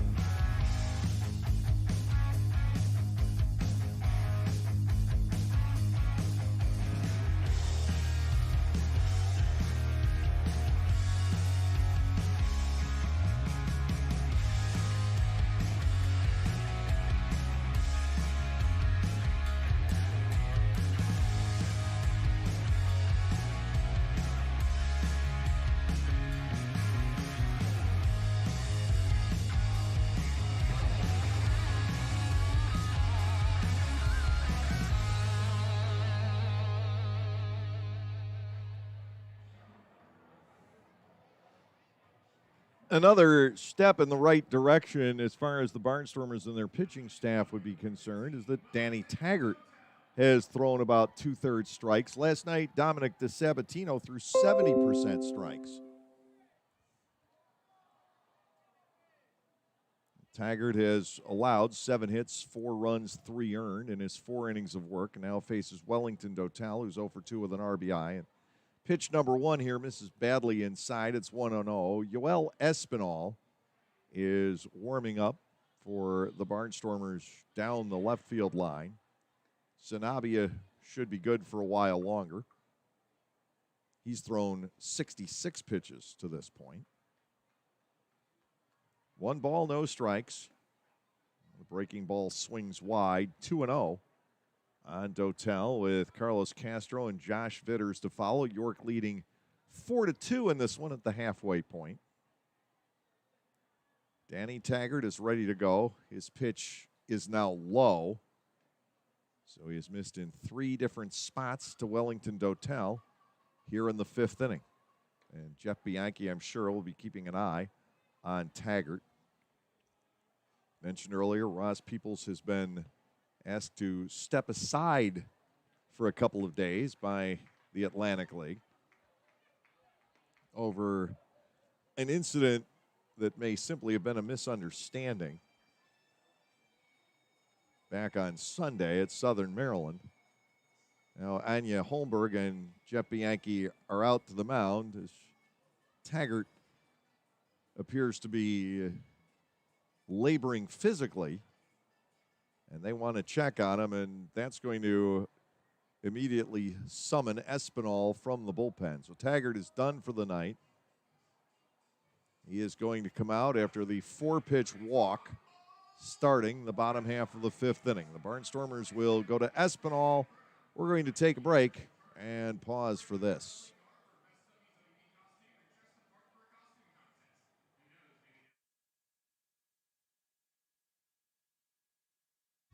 72 years and 4 generations and still going strong. We are Gochenauer Appliances in East Petersburg, and we want to be your appliance store now and into the future. We sell all the best brand names of appliances at the very best prices. We also deliver, install, and service what we sell. Shop local and with your 4th-generation hometown appliance store. Come to Gochenauer Appliances and see what a great appliance purchase experience is all about. You can even shop from home now at Gochenauers.com. Thanks for your support. When everyone has a different craving, Wegmans Meals to Go has it all. All right now, all in one delivery. Pizza with the kids' favorite toppings. A delicious sub made the way you love. Fresh sushi for the whole group, and so much more. It's how busy people get busy eating the meals they love. Order on the Meals to Go app or at mealstogo.com to make everyone happy. Wegmans Meals to Go. All your favorite meals, all in one delivery.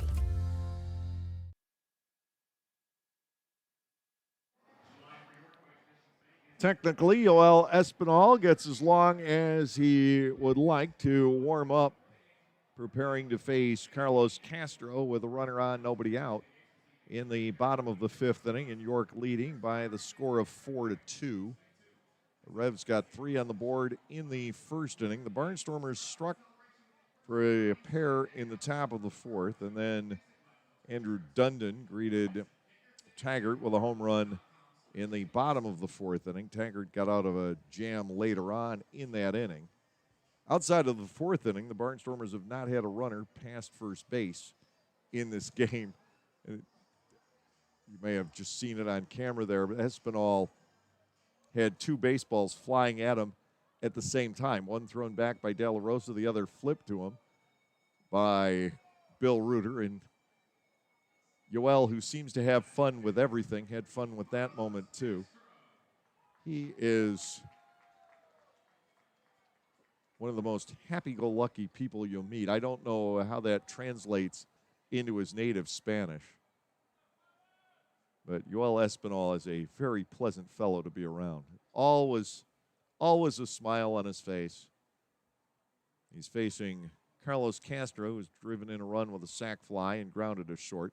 Espinal to the plate, finds the outside corner for a strike. It is 0-1.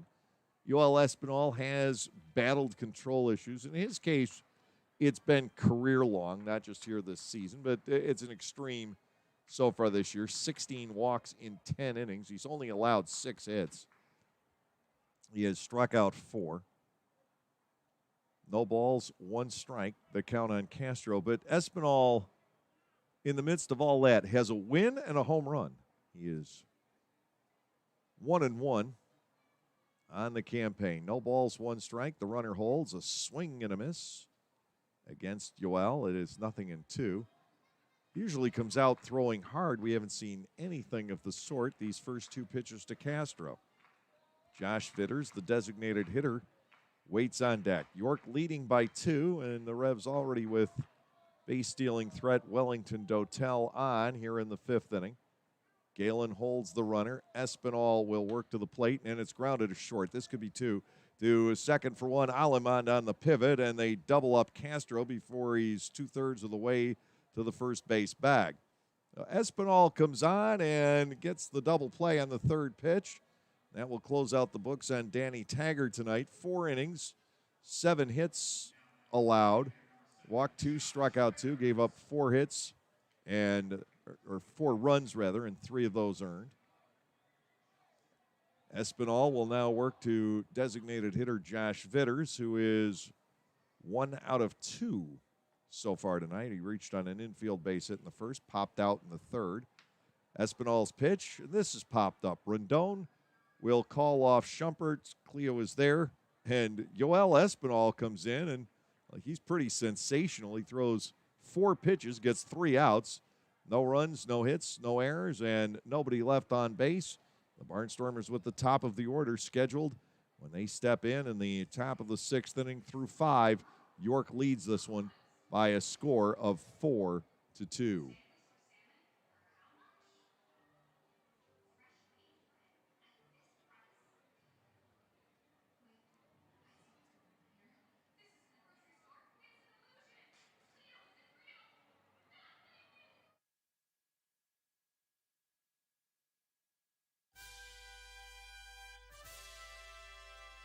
Did you know that the 2021 Lancaster Barnstormers Club has 2 players headed to the Summer Olympic Games in Tokyo, Japan? That's right, our own Blake Galen and Jared Lakeland are on their way to the Olympics as members of Team Israel. To help celebrate our 2 Olympians, Clipper Magazine Stadium will play host as Team Israel will take on the Susquehanna Valley Stars at noon on Saturday, July 17th as part of their training camp before heading to the Tokyo Games. For ticket information, go to LancasterBarnstormers.com's events link. There are those who say, Leave well enough alone. If it isn't broken, don't fix it. You don't mess with success. while others have something quite different to say. The Lexus RX, with dynamic handling and available 12.3-inch touchscreen. It's the best-selling luxury crossover of all time. Experience amazing at your Lexus dealer.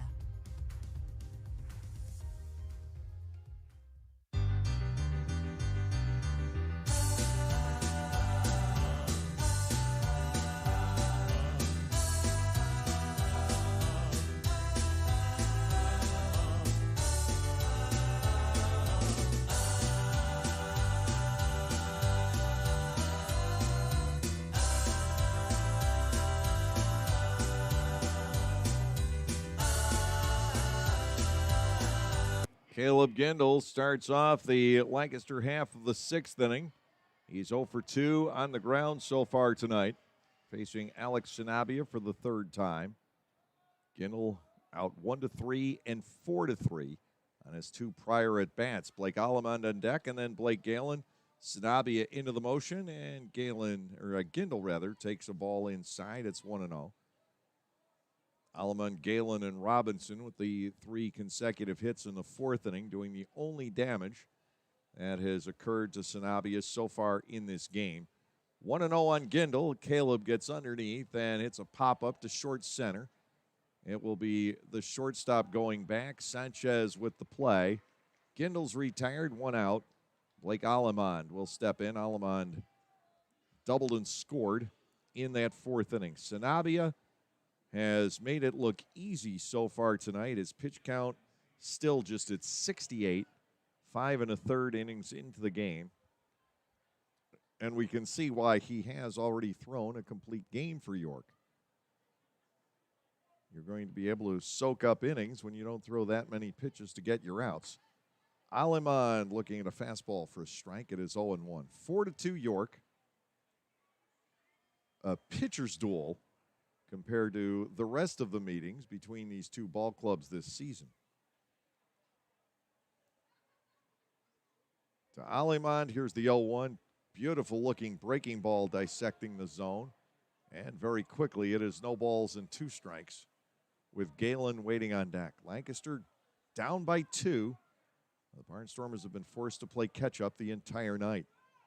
Aleman swings and gets a hold of another one, driving it deep down the right field line. If that stays fair, it's number 5, and it is gone. A home run for Blake Aleman, who is finding Peoples Bank Park very much to his liking. It's the second time he has cleared the right field wall here. He also hit it earlier tonight. And his 5th home run of the season makes this a 4-3 game with Blake Galen stepping in. Aleman, 5 home runs, 6 runs batted in. Those are quirky numbers, but he has a very strong bat. Now here is Galen, who singled in a run back in the 4th inning. He lined out in the 1st. And the pitch to Blake is low. Ball 1, no strikes. Lancaster again within a run. It is very tough to keep this Barnstormers offense quiet for any length of time. Galen, ground ball down the line at first, foul. Even to Blake at 1-1. Galen is 4 for 16 with 4 runs batted in against York. He also apparently cracked the bat with that last swing, and he'll get another.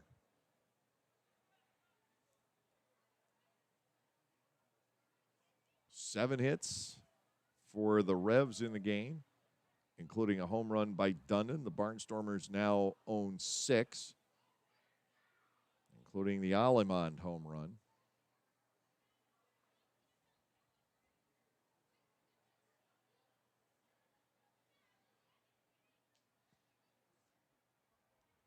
Galen has a new stick in his hand, 1-1 from Sanabia. And it's drilled straight at Sanford, who will fade back to make the catch. Blake Galen's hit the ball on the nose all 3 times tonight, but has just 1 hit. Trayvon Robinson's turn at the plate is due, but with Espinal now in the game, Yoel, who has a home run, will get his chance here with 2 outs and nobody on base in the 6th inning. Robinson had been 1 for 2 with an RBI. Sanabia to Espinal, outside and low, ball 1-0. Yoel Espinal has been by far the most successful of the Barnstormers pitchers at the plate. 2 for 4 with a home run and a couple of runs batted in. And he loops one out the right field. Charging in on this is Encarnacion. He won't get to it. And Yoel Espinal starts to challenge for the league batting lead. A 2-out base runner with Alejandro De Aza stepping in. 7 hits now for Lancaster. Espinal is 3 for 5.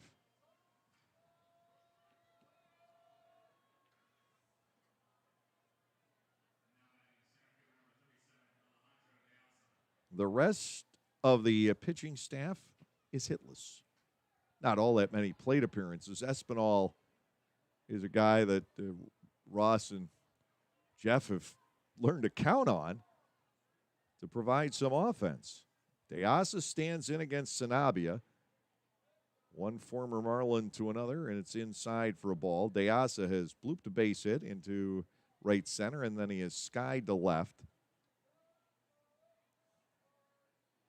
Espinal, the runner at first base, held by Tyler Hill.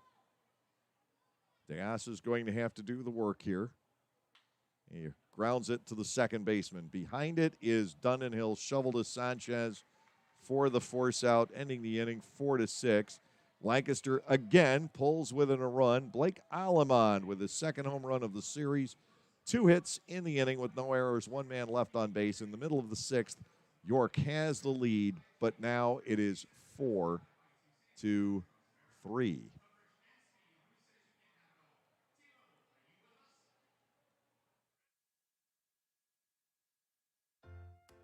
You can enjoy a night at the ballpark and help out the United Way of Lancaster County. All you have to do is spend 3 hours as an usher during a Barnstormers home game, and the ball club will donate $20 in your name to the United Way program of your choice. Be a friendly face, have fun, and raise money for your favorite local charity. To sign up, go to the LancasterBarnstormers.com website and head to the community link, and we'll see you at the ballpark. When everyone has a different craving, Wegmans Meals to Go has it all. All right now, all in one delivery. Pizza with the kids' favorite toppings, a delicious sub made the way you love, fresh sushi for the whole group, and so much more. It's how busy people get busy eating the meals they love. Order on the Meals to Go app or at mealstogo.com to make everyone happy. Wegmans Meals to Go. All your favorite meals all in one delivery.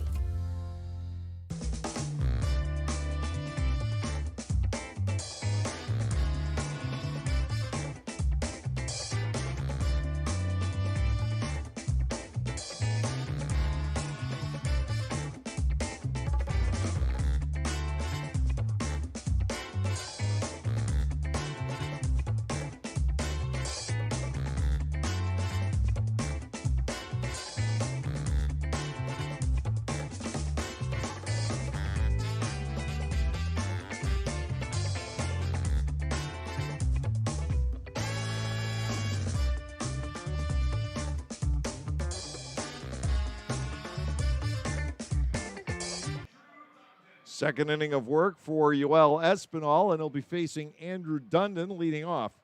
Now, the last time that the Barnstormers scored, Dundon led off the bottom of the inning with a home run. Here he takes ball one outside and low from Espinal. It is 1-0. There is action in the bullpen for the York Revolution. Santana warming up, called strike.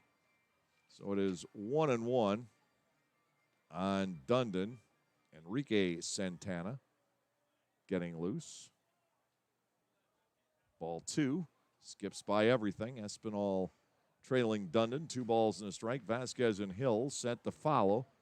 Here in the bottom of the sixth inning, York with the 1-run lead, 4-3. 2 balls and 1 strike. The count on Andrew Dundon. Espinal to the plate. It's cut on and missed. And now it is 2-2.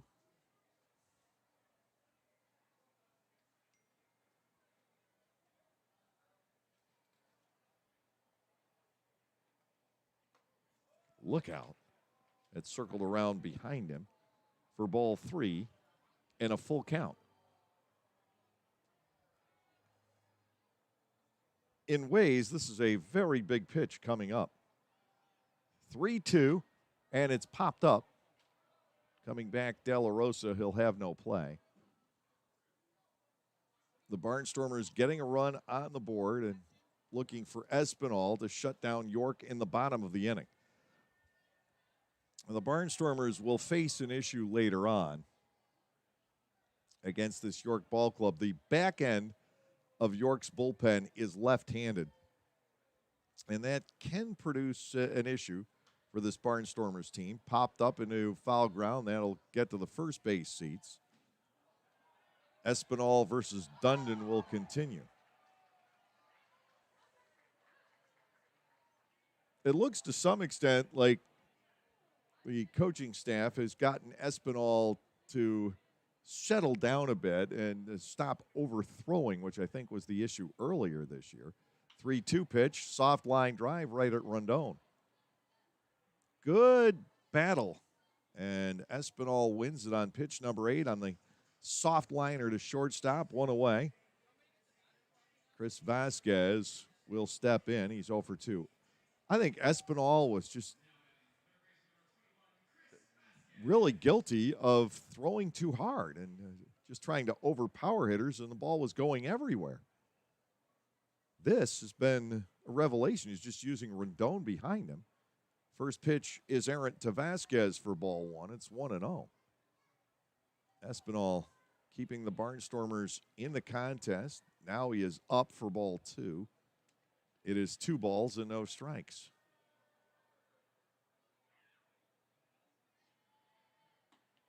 And now he's wide, making a liar of me, I guess. 3-0 on Vasquez. Tyler Hill, the on-deck batter. The Barnstormers will have Clark, Schumpert, and De La Rosa in the 7th inning. And now Espinal loses a batter. It is the 3rd walk given up by the Barnstormers in the game tonight. Lancaster has not drawn a free pass yet. 1 out, 1 on. Tyler Hill will come to the plate. He is lined to short, and he is struck out looking.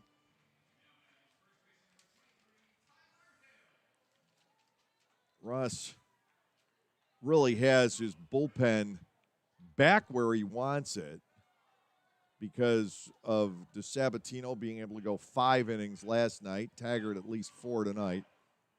And there's the 5th in a row out of the zone. Ball gets away from Espinal in the return throw. Ball 1, no strikes. Vasquez, the runner at first base, with 1 out here. And Vasquez has a couple of steals already this year. Espinal glances in his direction. Tyler Hill awaiting the 1-0 pitch. And it's low, ball 2. Espinal suddenly, without warning, has lost the radar. He got rid of York quickly in the 5th inning after inheriting a runner. Retired Dunnan on a soft liner to short. That was on a 3-2 pitch. Vasquez takes off. Ball 3 is low. De La Rosa's throw skips in, but the tag is applied by Alamond, and York loses its base runner. Vasquez is thrown out stealing 2-4. Anderson De La Rosa, with the help of his middle infielders, is on a roll, throwing out runners. Melvin Mercedes made a similar tag last night on a throw that was skipped in there. 3-0, and it's back-to-back walks. And with Espinal starting to look rocky with his control, it makes me wonder why Vasquez ran. 2 outs. Hill is aboard, and Darian Sanford will come in. Sanford's perfect tonight. He is 2 for 2 with a walk, a run scored. He has a stolen base. Espinal looking to get out of this bottom of the 6th inning and get the Barnstormers back up, trailing by 1. Espinal to the plate, and he just cannot find the strike zone. That's 9 in a row that have missed.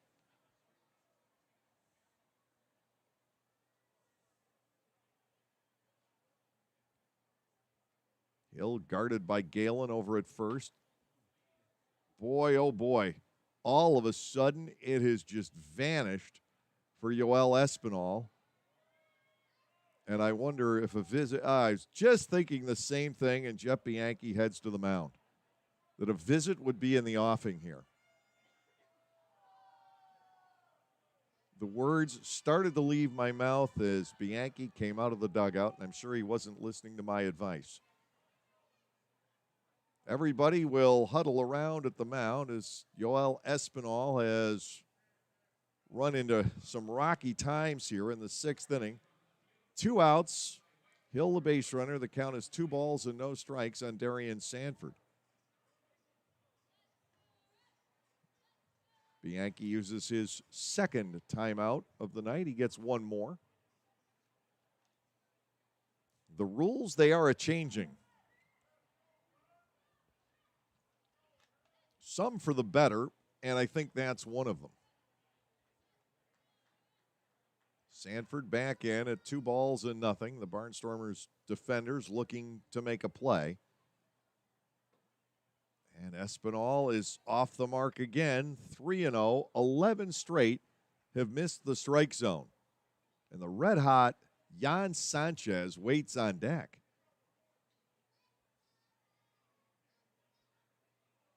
3-0 pitch is ball 4. Espinal just can't find it right now. The Barnstormers are fortunate that York ran into an out. 2 outs, 2 on, but it's Sanchez, 5 for 8 in the series. and 14 for 27 since joining the Revolution. 2 outs and 2 on here in the bottom of the 6th inning. York with the 1-run lead. And all of a sudden, Yoel Espinal, after he had looked golden and throwing strikes, can't put the ball through that plane. That represents the strike zone. Again, it's 7.5 inches back from the front of the plate. There's a breaking ball good for a strike, and he gets out of Sanchez 0-1. If he can retire Sanchez, right now might be the toughest out in the league, it will be no harm done in this bottom half of the 6th inning. 0-1 with the runners leading from first and second. Breaking ball, and this is thumped to right center field. De Asa goes a long way, and Alejandro onto the front of the track, reaches up and makes the catch for the final out. A heart-stopping moment to close out the 6th inning. De Asa tracked that one well and made the running catch out in right center field. Sanchez is retired. It's no runs, no hits, no errors. 2 left. York cost itself on the bases, and now we'll go to the top of the 7th inning with the Revolution continuing to lead by 1. It is 4-3. We are finally back enjoying Barnstormers baseball. I'm Adam Gocknauer from Gocknauer Appliances and thrilled to be sponsoring Barnstormers baseball yet again. We also wanted to thank all of you for your incredible support for our business during the pandemic. We are so happy to still be here helping you with the best brand names and the best prices of major appliances in the area. Enjoy the game, and we will continue to service you now and into the future. Gocknauer Appliances in East Petersburg and on the web at gocknauers.com.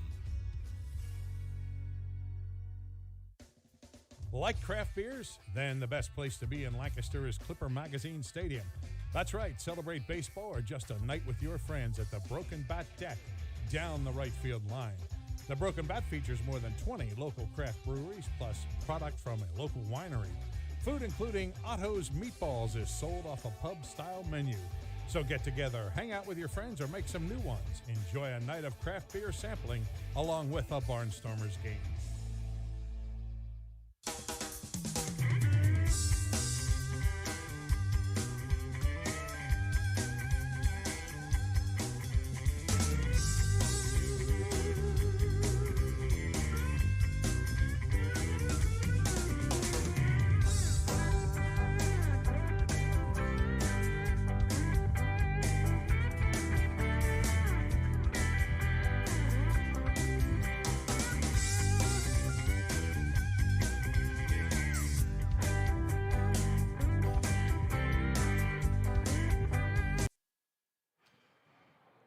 Four runs, 7 hits, an error, and York is stranded 7. The Barnstormers 3 runs, 7 hits, an error, and just 2 runners left on base. Ladarius Clark leads off against Enrique Santana, making just his 2nd appearance for the Revolution. First one went by without incident. He struck out 2 of 3 batters. Clark lays a bunt down.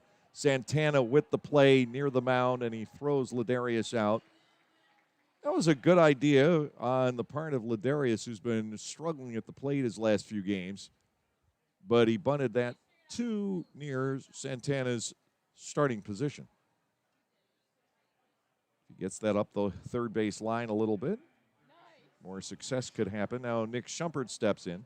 Schumpert is 1 for 2. So Santana is working against the right-handed hitters here in the 7th inning. And I would imagine we'll see Fry and Fuller in the 8th and 9th, should the score remain the same. Ball 1 is low to Nick Schumpert. It's 1-0. Sanabia worked 6 innings. He gave up 7 hits, 3 runs, 2 earned. He didn't walk anybody. That's been a rarity this year. He struck out 4 all the way to the backstop on the fly. And it's ball 2 on Nick Schumpert. 1 for 2 for Schumpert in the ball game tonight. The Barnstormers also have action in the bullpen, likely meaning the end has arrived for Yoel Espinal. 3 walks in a row, but no runs for Espinal here this evening. Nick Schumpert bats 2-0. Santana to the plate. He drops it in for a called strike. And it is now at 2-0. Barnstormers have been behind this entire game, trying to make up a one-run deficit. Ground ball, third base, easy play for Vasquez. His throw pulls the first baseman Hill off. And Schumpert is safe on the throwing error, and he represents the tying run. Hill stretched as far as he could out the right field line. The toe came off the bag. And the Barnstormers have a base runner on for Anderson De La Rosa, who's 0 for 2 in the ball game tonight. Grounded into a double play his last time up.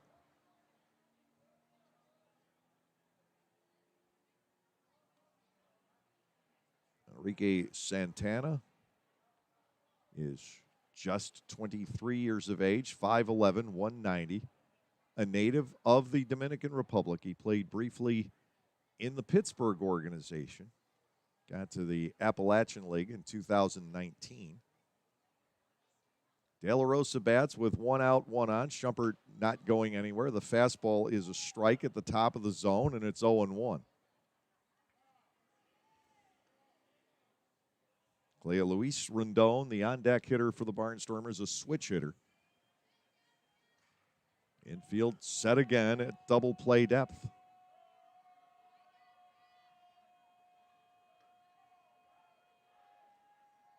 The Revs guilty of their second error of this game, 6th of the series. Santana steps off. Schumpert is a guy who can steal bases. He has been unsuccessful in his one attempt here.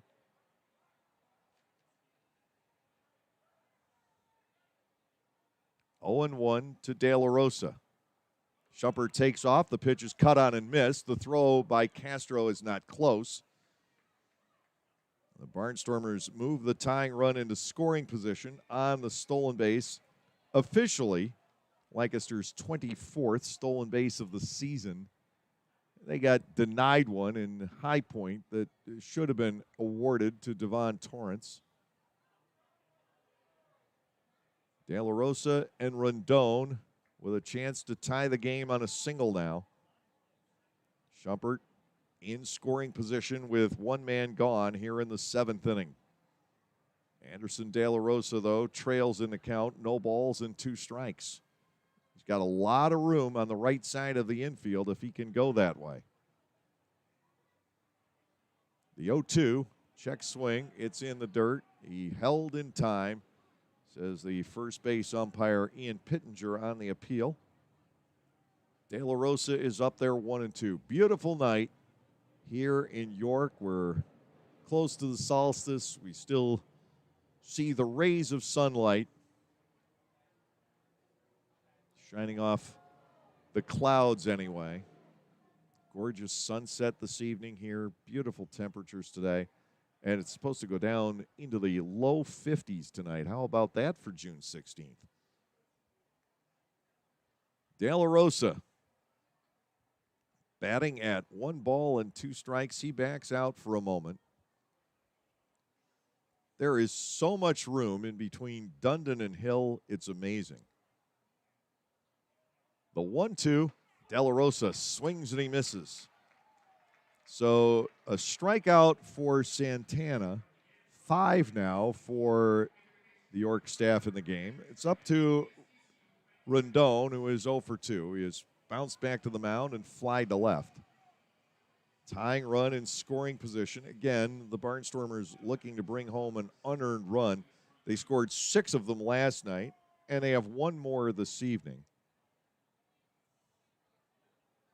Rondon steps in, looking for a big clutch hit here, and he's got a ton of room up the middle. Another ball escapes from the Lancaster bullpen.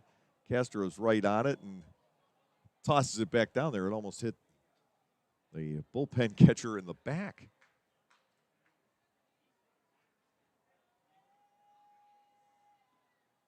Lancaster with a shot here in the top of the 7th inning. Rondon tries to deliver. Schumpert's off second. And to Clea Luis, a strike at the top of the zone. It is 0-1.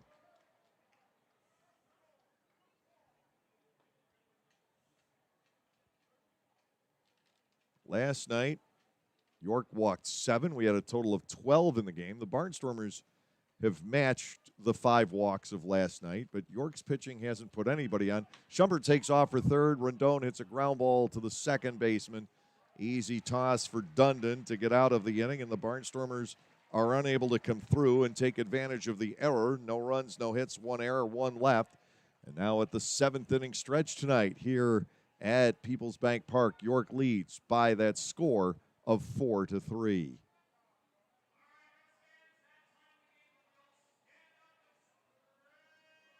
Localflavor.com, local flavor. Localflavor.com, local flavor. Excuse me. Are you saying localflavor.com? Oh, yeah, it's where I save big bucks on all kinds of things. Home improvement projects, dining out, family fun, electronics, jewelry, clothing. I even bought my wife a fancy spa package for half price. Half price? Yep, you know all the deals you find in Clipper Magazine. I love Clipper Magazine. Well, they're all on localflavor.com too. And you can get them right on your phone thanks to localflavor.com's mobile app. Here, take a look. Well, this app is amazing. Look at all these restaurants, amusement parks, car washes, fitness centers. This is worth sharing about. Exactly. Localflavor.com online, the Local Flavor mobile app, and Clipper Magazine together. It's like a triple play. Do the cheer again. I'm in. Localflavor.com, local flavor. Come on, everybody! Localflavor.com, local flavor. Localflavor.com, local flavor.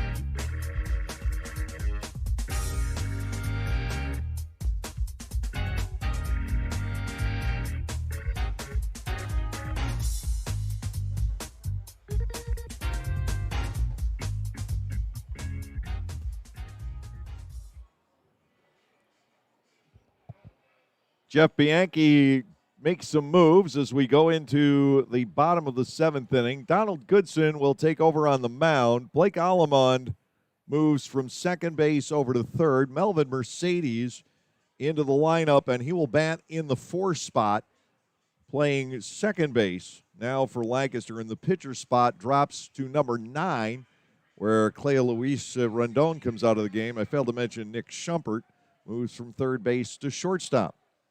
Goodson will be facing Encarnacion, the right fielder, leading off here in the bottom of the 7th. Donald's finally gotten some rest in, and his first pitch drops into the zone for a called strike. It is 0-1. Goodson did throw a couple of innings on Sunday, but back-to-back days off here, and he had been fairly quiet for a few days before Sunday. He's in his 10th game of the season. 0-1 is a seed past the shortstop Shumpert and into left field for a leadoff base hit for Encarnacion in the bottom of the 7th inning. Runner is on, and Wellington Dotel steps in. He is 0 for 2 with a walk. Donald Goodson in 9 1/3 innings has allowed 13 hits, 8 runs, 6 earned. He has walked 9 and struck out 11. He has a 0-1 record. 4-3 York. The Barnstormers thwarted at their comeback attempts tonight. They have left the tying run at second base in both the 4th and the 7th innings. Both times they were with 1 out. Leadoff base hit for Encarnacion here. Dotel stands in. Goodson to the belt. And the pitch is slightly low for a ball, 1-0. Espinal worked 2 innings. He walked 3, struck out none. Didn't allow any base hits, did not allow any runs.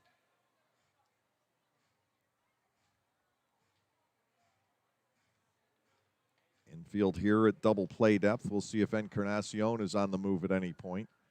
And Goodson misses low again to Dotel. It is 2 balls and no strikes.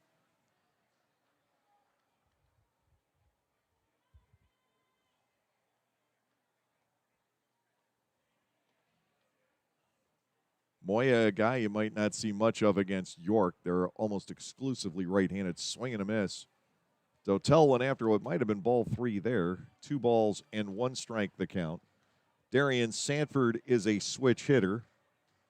And that's it as far as the lineup is concerned. They have a utility player we have not seen by the name of Jack Kenley, who's a left-handed batter.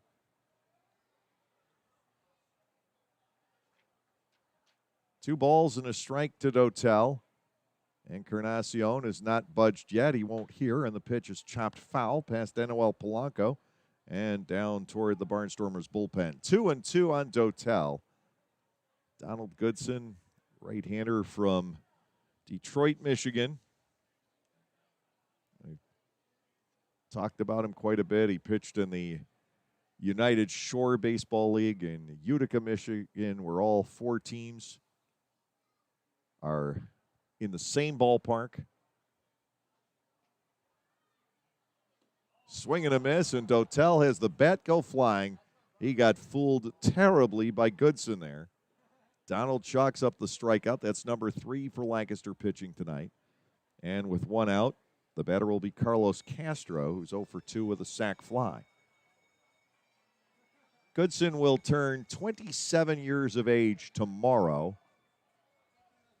So a preliminary birthday greeting to Donald.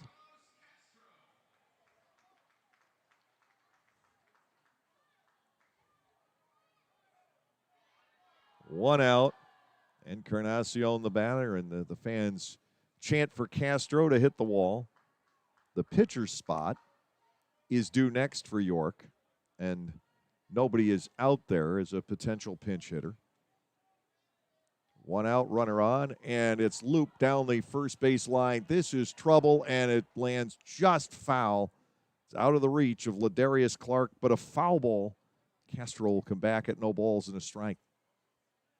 Lights on, and taking full control at Peoples Bank Park on this lovely late spring evening.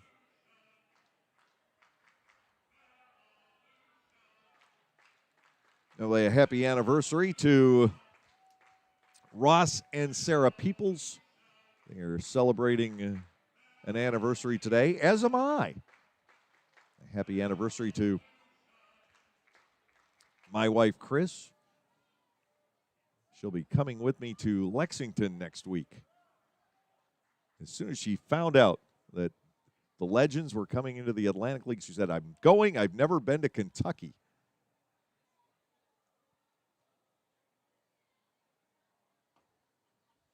Low and inside for a ball. The count to Castro is 1-1, and my boys are going too. It's a family outing. This will make our first ever trip as a family to Kentucky, as well as a ball club to Kentucky. 1 ball, 1 strike on Castro. 1 out, 1 on here, and York leading by 1 in the bottom of the 7th. Donald Goodson out of the set, brings it home, and it bounces free from De La Rosa. Encarnacion with the turn at second as the ball is eventually retrieved by Goodson. And that takes away the double play shot here.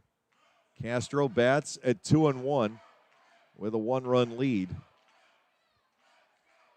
Didn't get the signal on that, but I'm trusting it's a wild pitch.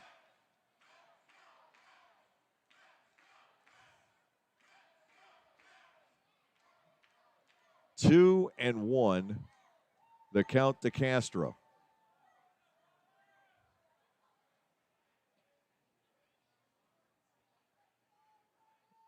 Wellner Espinal is on deck, and he would bat for the first time as a Rev. He's another one of the newcomers. In the dirt again, Castro batting at 3 balls and a strike.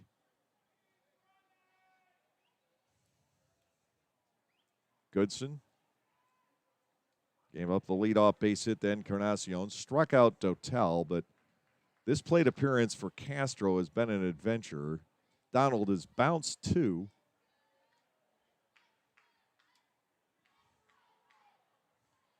At this point, you'd almost be inclined to give up the intentional walk and try to set the double play back up, though you don't know what's on deck. And Espinal inside, and Castro gets hit. Runners are at first and second.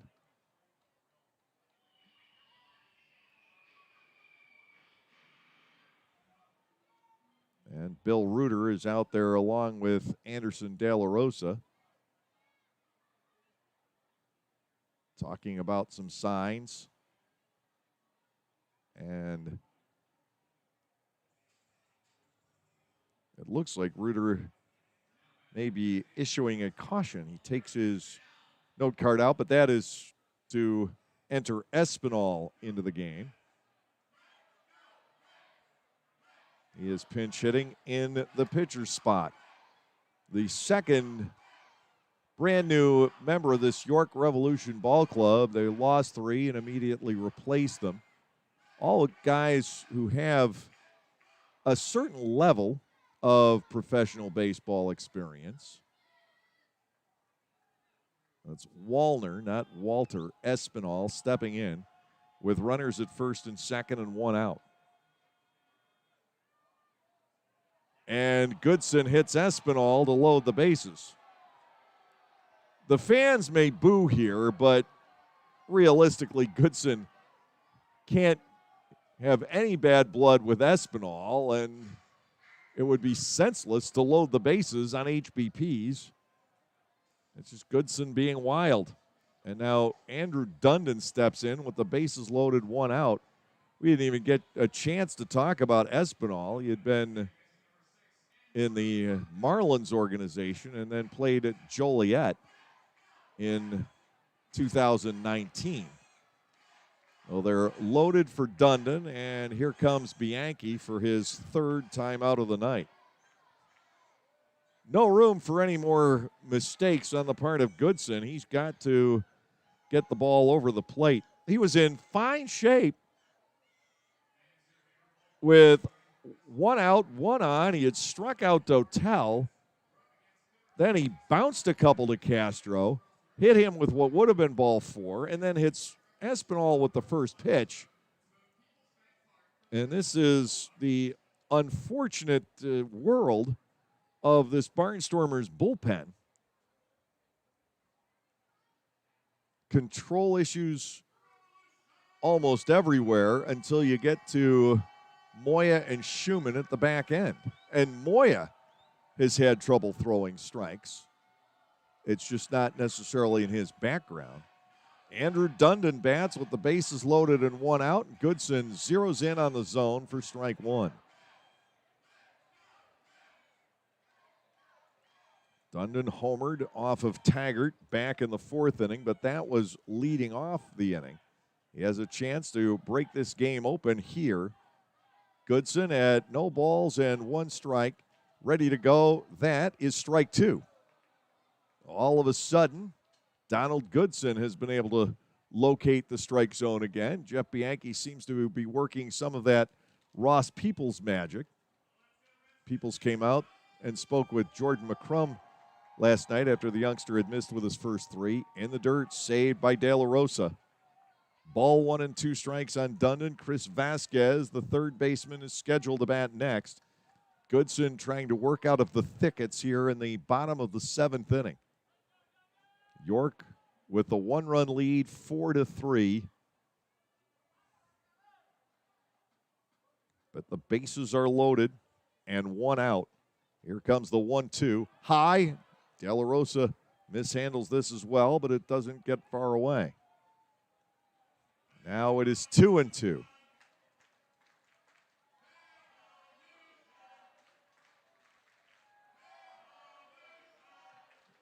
Goodson has to be fine here with the 2-2 coming to Dundon. He glances around at the white jerseys on the bases, gets a comebacker.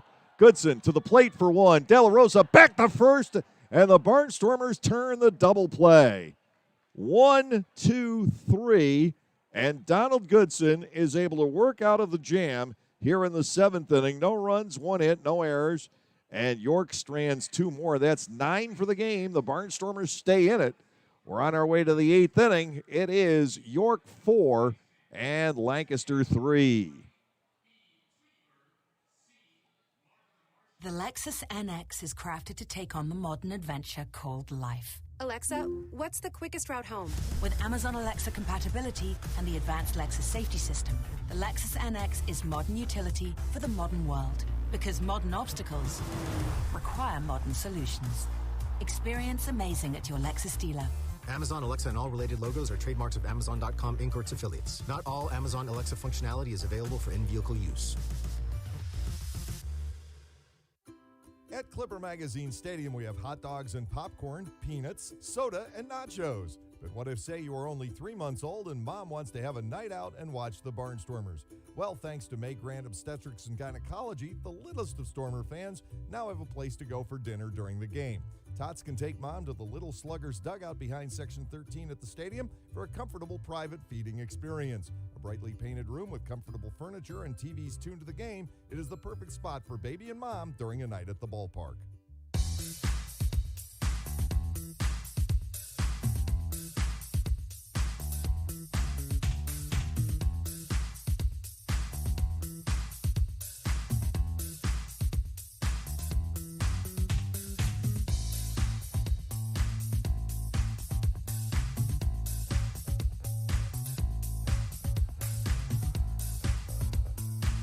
It's been 6 days since the Barnstormers last faced a lefty. It was TJ Goko of the Gastonia Honey Hunters. They went the entire Southern Maryland series without seeing a southpaw because, well, Stan only has one and he's seldom used. And they have not seen a lefty yet in this series, but now they will encounter the setup man, left-hander Brandon Fry. They have some time with the New Britain Bees. Originally from Canton, Ohio, lives in New Britain. Brandon Fry is 28 years of age, 6'3", and 195 pounds. He's facing Caleb Gindel, leading off here in the 8th. Gindel is 0 for 3 on the night. The stringy left-hander with the shaggy hair, Fry ready to go. And to Gindel, ground ball pulled foul up the first baseline. It is no balls and a strike. Blake Allemond is on deck. He'll turn around to bat from the right side of the plate. Fry in his 10th ball game, no record and a 1.69 ERA, 10 hits, 2 runs in 10 2/3 innings. Barnstormers saw him opening weekend. Here comes the 0-1 to Gindel. That fades back, catching the outside corner for a second strike. It's 0-2. It has been a frustrating night in a way for the Barnstormers. They've been able to stay in the game after falling behind 3-0 early, but they haven't been able to mount a great threat to overtake the Revs in this one. Here's the 0-2. Gindel watches a fastball come in high for ball 1. 1 ball, 2 strikes. Allemond, the switch hitter, then Galen. Lefty all the way, and then another switch hitter in Melvin Mercedes scheduled here in this 8th inning. And the closer for York also is left-handed, also former New Britain Bee Jim Fuller.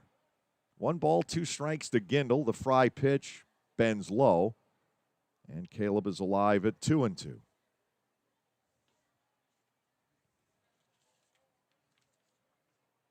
The Barnstormers hitting .267. Against left-handed pitching as a team. Here's the 2-2. And Gindel crunches this deep toward the gap in right center field. Sanford goes headlong, rolls over, and does not make the play.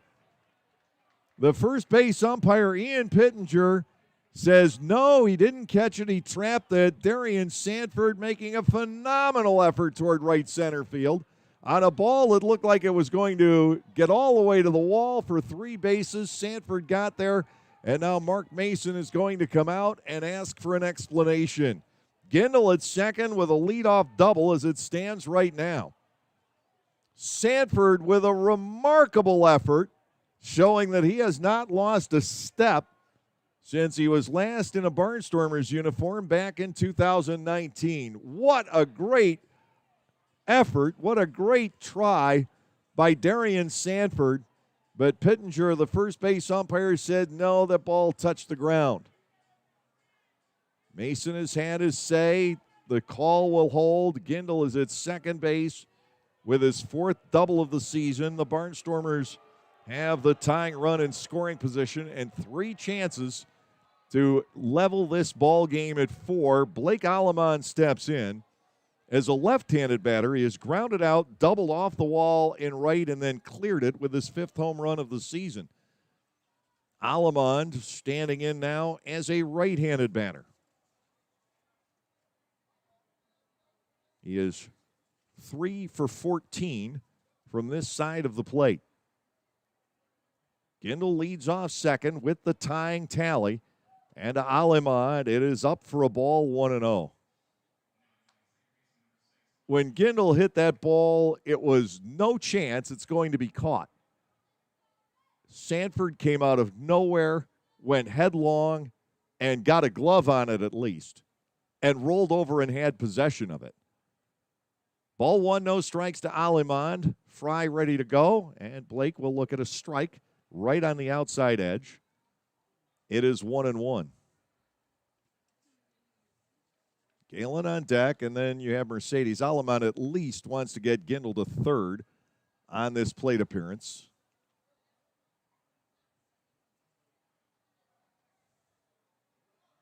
The third baseman, Vasquez, pinches in. Alemán swings and misses and drops behind in the count. 1 ball and 2 strikes. Alemán with those mysterious numbers, 5 homers and 6 runs batted in. All 5 of his home runs have been solo. He trails here against Fry, 1 ball and 2 strikes.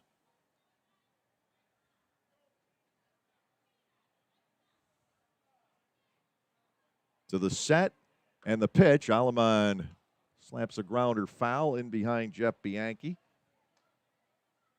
We continue at a ball and 2 strikes. Galen on deck. He's 3 for 11 against left-handed pitching. Well, the Barnstormers just haven't seen much of it lately.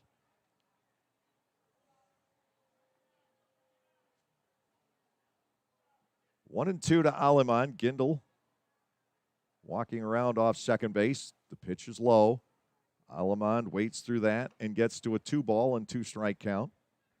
Jeff Bianchi will have a decision to make in the event of a base hit here, whether or not to try and score Caleb Gindel. Alemán awaits the 2-2 and lifts it foul. He continues to battle against Fry. Sticking it out at 2 balls and 2 strikes.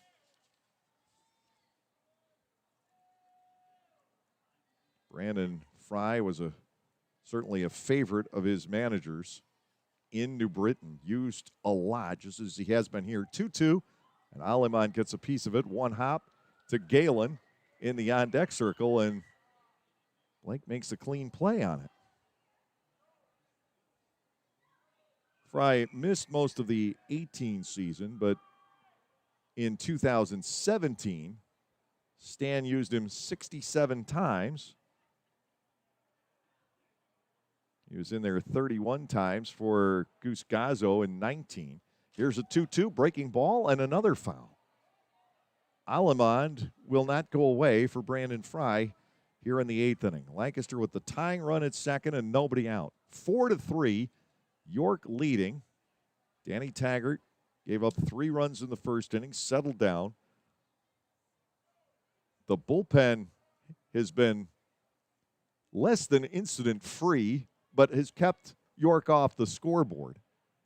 2-2. Alemán swings and belts one deep to left center field. Way back it goes, and he has homered from each side of the plate. The Barnstormers lead 5-4. I'm going to have to go back through the records, but I believe that Blake Alemán becomes the first Barnstormer to homer from each side of the plate in a game on the road.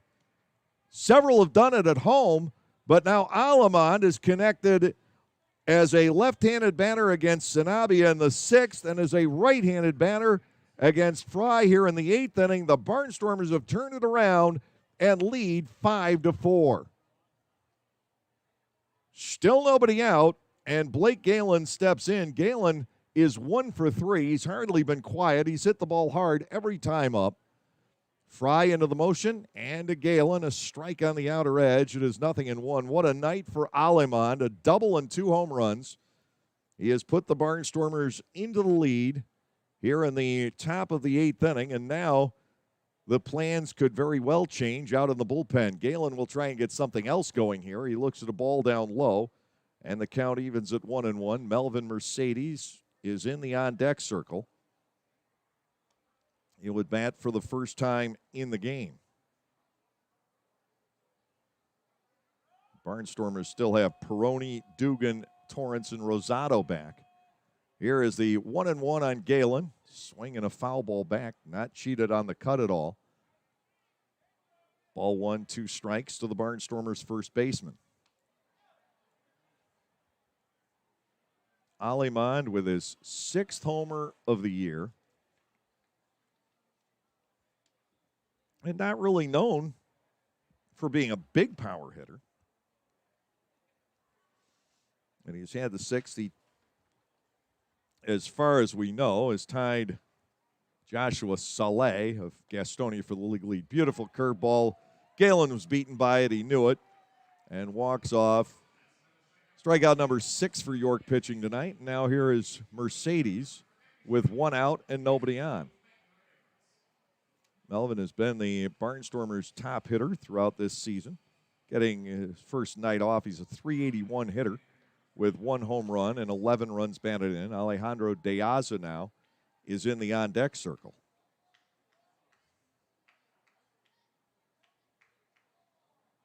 To Mercedes. The hook misses inside. Ball 1 and nothing the count. There is more action in the York bullpen. The Barnstormers bullpen is likewise busy. Vasquez, Hill, and Sanford scheduled in the 8th. Down and into Mercedes again. He has a 2-0 advantage against Fry. After De Aza would be Ladarius Clark, should the inning get that far. Gindel with a double, Alemond a home run. 1 out, and now 2-0 to Mercedes. He'll look at a strike to get to 2-1.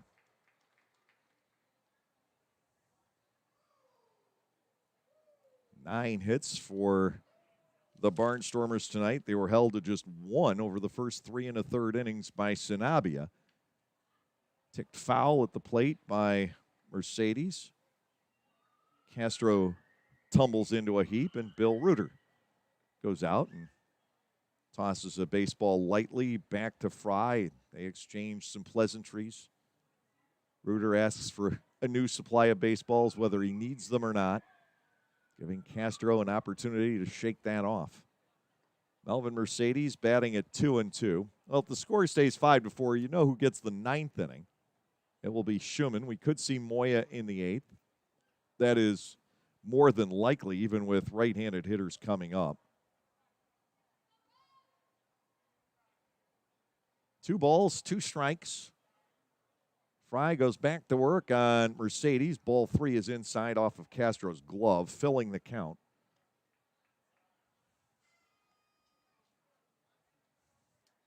Saleh had 6 homers coming into action tonight. Alemond has matched him.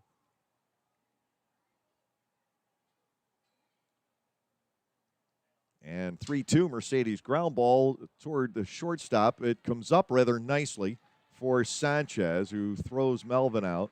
Second out of the inning. It brings on Alejandro De Aza, who is 1 out of 3. It will now be up to the Barnstormers bullpen to hold on. At the moment, Donald Goodson would be in line for the win. De Aza with a bloop hit back in the 2nd inning. He has since flied to left and hit into a force play. Left-handed hitter all the way, batting .237 since joining Lancaster. He'll match up with his former New Britain teammate, Brandon Fry, here in the 8th inning. Diasa had quite a half season for Gazzo there 2 years ago. Fouled at the plate. It is 0-1. Clark is on deck.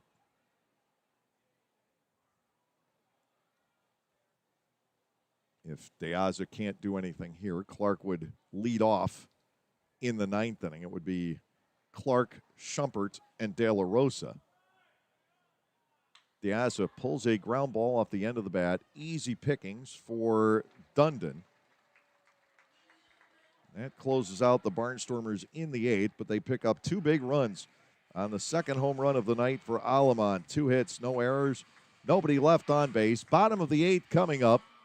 The Barnstormers have turned it around tonight and now lead 5-4.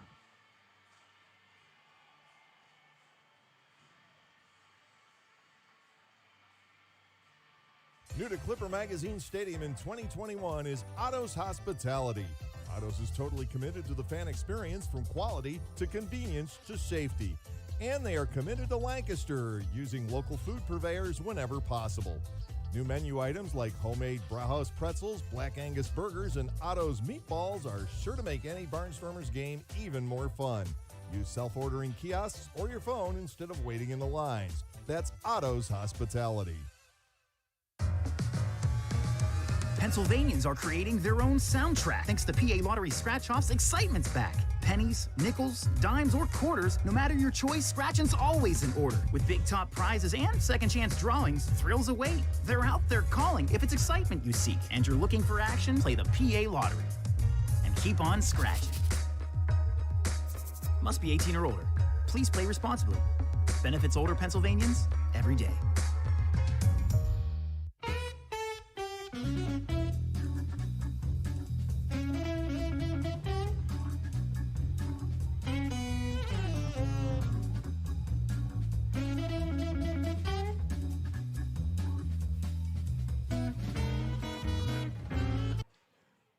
I need to correct myself on 2 fronts, as we just watched a moment of only in 2021. Scott Schumann is warming up for the 8th inning, so I guess the Barnstormers are looking for him to get a 2-inning save here tonight. But one of his warm-up pitches deflected off the glove of Anderson De La Rosa and hit Enoel Polanco as he was running by. Well, that's one area in which I will correct myself. It is Schumann coming on here in the 8th inning. They look for him to work 2. He's done it once before. That was against York. And also, there has been another Barnstormer to homer from each side of the plate on the road. Jaime Pedroza did it at Somerset back in 2012. Well, Blake Alamond matches that effort here tonight. David Housel has done it at home. And I believe in the 3 home run games for Bryant Nelson and Terry Tiffey at Clipper Magazine Stadium. Both of those were switch hitters. That might have been accomplished as well. Here is the third baseman, Vasquez, leading off the bottom of the 8th inning. He is 0 for 2 with a walk. Scott Schumann has struck out 7 batters in a row, but if he's going to work 2 innings tonight to try and nail this one down, he may have to pace himself a little bit more. That one on a delayed basis called a strike, and it's 0-1. Or at least that was the way that I interpreted Bill Reuter's motion. 0-1 to Vasquez. De La Rosa sets the target. Schumann will bring it home, and strike 2 is called. He's retired 14 in a row as Schumann, 11 of those on strikes. The last 7 all on strikeouts.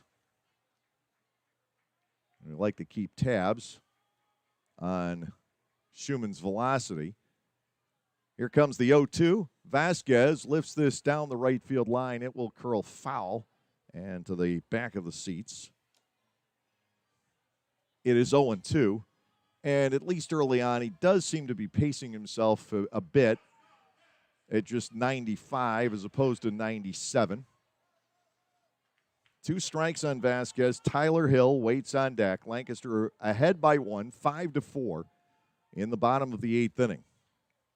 Schumann has 3 saves on the year to Vasquez, just low for ball one. 1 ball, 2 strikes on the third baseman, the number 8 hitter.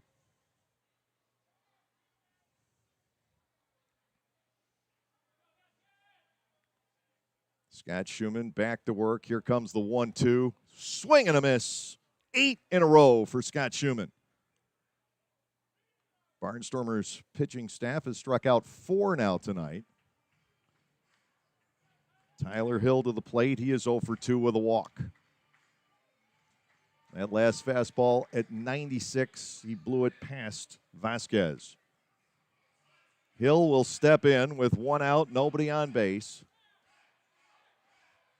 Schumann is going to be asked to retire 6 consecutive York batters, or 6 in some combination, without giving up a run. The Barnstormers with the 1-run lead here. Bottom half of the 8th inning. Schumann will go to work on Hill. The right-hander brings it home, and that is nailed foul into the backstop. No balls and a strike. For the season, Schumann has allowed 2 hits in 7 innings. He's walked 3 and struck out 13 coming in. 14th strikeout already in the books tonight. 0-1. Bouncing ball towards shortstop. Coming in is Schumpert, and he'll fire across as Schumann has retired 2 here in the 8th inning. It'll turn the lineup around for Darian Sanford stepping in.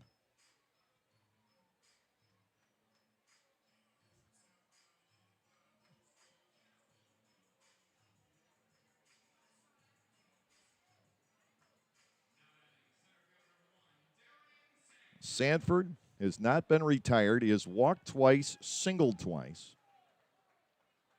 1 run scored in the game for Sanford. And Schumann likely to face him with just fastballs here. The pitch, swing and a miss, and that wasn't one. The string of strikeouts has ended at 8, but the string of outs is alive at 16. 2 outs with the bases empty. Here in the bottom of the 8th inning, 1 strike to Sanford. Schumann comes back, and it's met and fouled away. 0-2.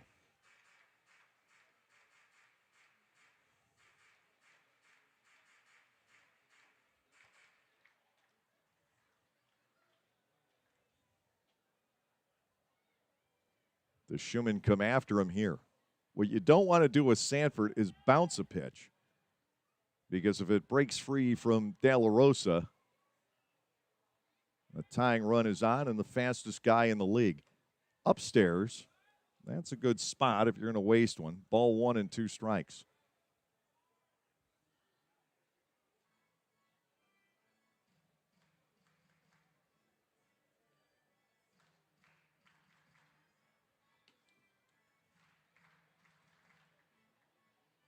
Anya Holmberg and Jeff Bianchi start to walk toward the mound, and they're waved off.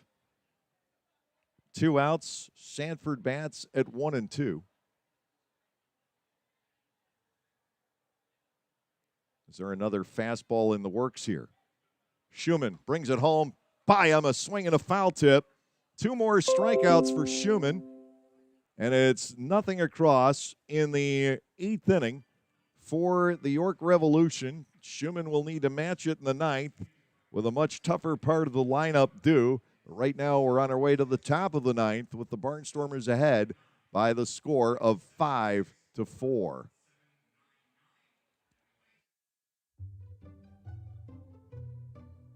Bummer. The Barnstormers are on the road and you're looking for something to do. Clipper Magazine Stadium still has the answer for family fun. The summer movie series returns, presented by Lidl Supermarkets on selected nights throughout the summer season. Bring the kids out to the ballpark for family-friendly movies.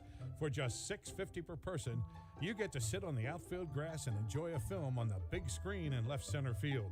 Showtime is 7 p.m. For more information and movie listings, go to LancasterBarnstormers.com and click on the events page. You don't need to understand how available adaptive variable suspension works, or how pre-collision cameras detect pedestrians in low light. You don't need to understand any of the craft that went into the Lexus ES to feel it. With outstanding connectivity and standard Lexus Safety System Plus 2.0. Experience amazing at your Lexus dealer. LSS Plus 2.0 and the pre-collision system with pedestrian detection are not a substitute for safe and attentive driving practices. See owner's manual for additional limitations and details.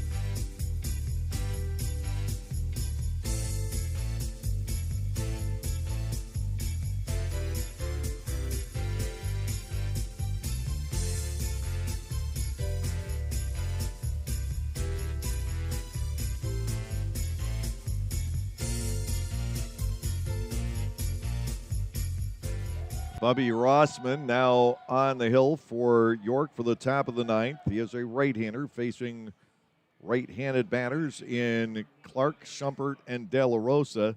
Then you'd have the pitcher spot due, and Schumann would, you would think, bat, but there is action in the Barnstormers bullpen, and that could be Moya, who has a great history of being a closer. Rossman goes to work on Ladarius, and the first pitch is a strike. It is 0-1. Brandon Fry worked an inning, gave up 2 hits, 2 runs, and struck out 1. Rossman was the losing pitcher in extra innings in the Saturday night game at Clipper Magazine Stadium back on the 5th, and that was his second loss of the year. To Clark, 0-1, outside for a ball. It is 1 ball, 1 strike.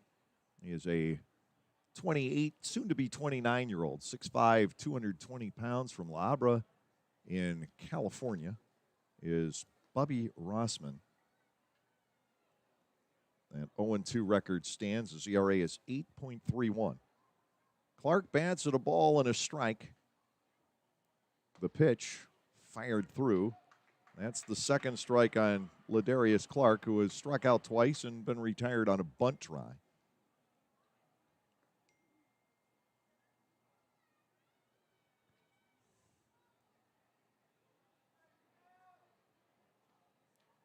Nick Schumpert, who is now the shortstop, waits on deck, and then De La Rosa.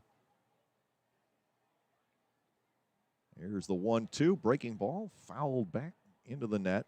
Still a ball and 2 strikes.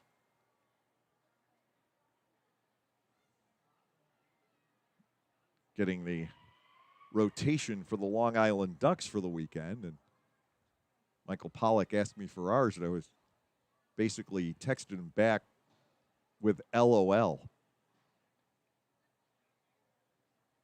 If all is good, it will be Shirley, Chatora, and DeSabatino in that weekend series. And we've got to double check with Ross on that.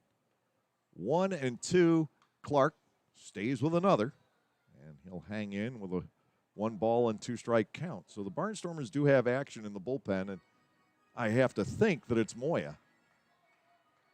Schumann and Moya would be working backwards. If it's anybody else out there, I'd be a little surprised.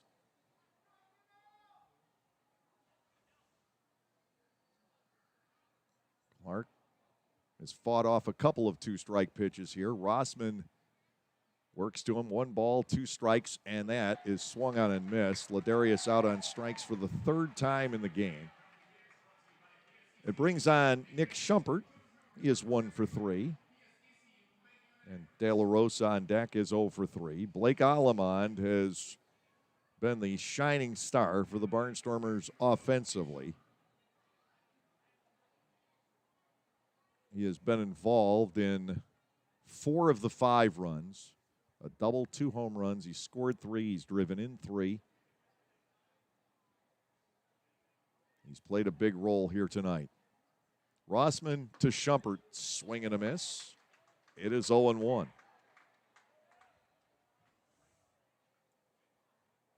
It is Jan Sanchez, then J.C. Encarnacion and Wellington Dotel scheduled in the bottom of the 9th inning.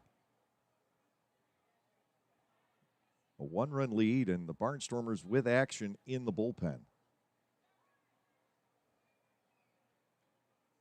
0-1 to Schumpert. Rossman comes back, and this is hit straight up in the air.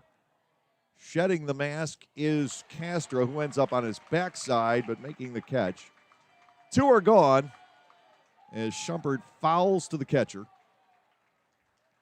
Anderson De La Rosa will step in for the Barnstormers. De La Rosa is 0 for 3 tonight. He is grounded out, grounded into a double play, and gone down swinging.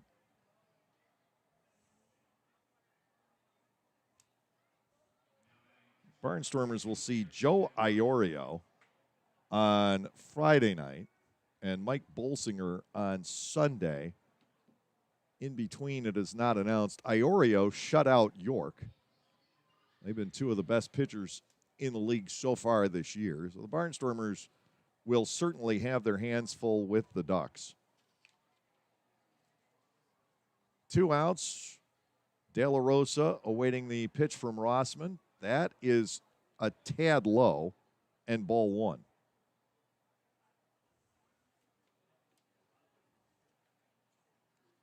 The Ducks with the top team ERA so far this year.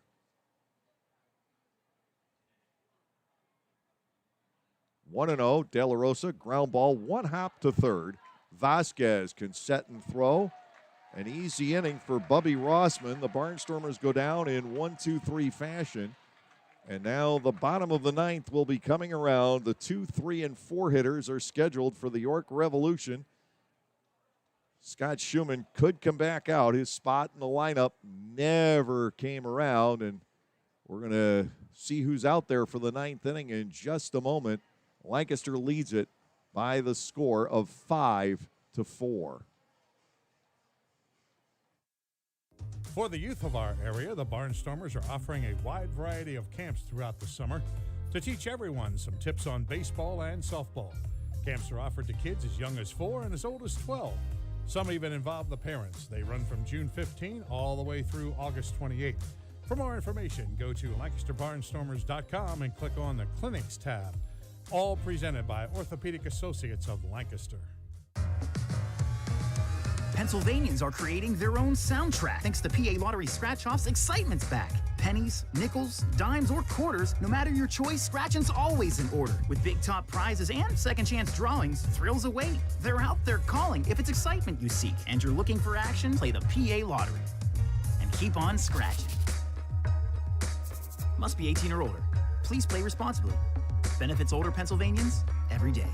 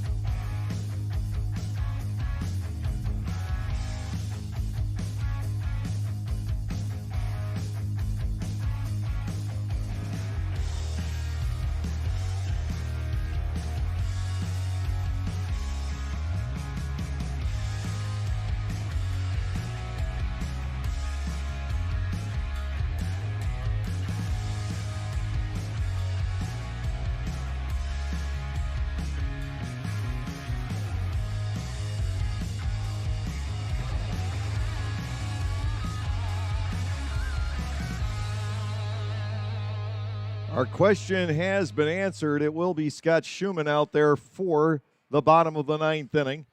Jan Sanchez will lead it off. Sanchez in the series is 5 for 9. He has 3 extra base hits. And in the 6th inning of this one, with 2 outs and 2 on, he took Alejandro De Aza to the warning track in right center field to haul in a drive. Sanchez, Encarnacion, and Dotel in the bottom of the ninth for the York Revolution. The Barnstormers leading by 1 in what could be described as the best game the Barnstormers have been involved in the entire season. Schumann will get it started against Sanchez, but he has to be careful here. To the plate, and he starts him with a slider. It's good for a strike, 0-1. Schumann has retired 17 consecutive Atlantic League hitters. He has struck out 13 of those. Here's the 0-1 on Sanchez. Down and away. 1 ball and 1 strike. Lancaster took the lead in the top of the 8th on the home run by Blake Alamon, but the Barnstormers have not had another base runner since that time. Sanchez bats at a ball and a strike. Schumann ready to go, and there's a soft liner gloved by Galen. The feed to Schumann, nice play. 3-1 on a quirky little one-hopper. Nice play by Galen to hang on to that. 1 man down, and Encarnacion will step in. He singled back in the 7th inning, his lone hit tonight. I understand that he actually was the man who batted in the 2nd inning, and not Mesa, who came out early. 1 out. Encarnacion stands in. Dotel is on deck. Dotel and Schumann were teammates with Bridgeport back in 2015. Schumann to Encarnacion. It is up for a ball, 1-0.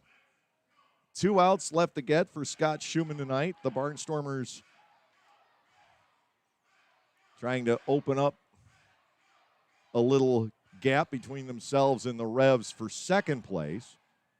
1 ball, no strikes, and Schumann is off the beam with a fastball, and he drops behind 2-0. We haven't seen much of this from Schumann lately at all, but he is behind in the count here, 2 balls and nothing. Anybody stepping into the batter's box represents the tying run for the York Revolution. 2 balls, no strikes. Schumann delivers, and there's a high 1 hopper to third. Aleman was guarding the line. The throw is late. Encarnacion speeds through the bag and beats that out on the Baltimore chop single to third. Aleman had to wait for it to come down, and now Wellington Dotel will step in as the winning run for the York Revolution.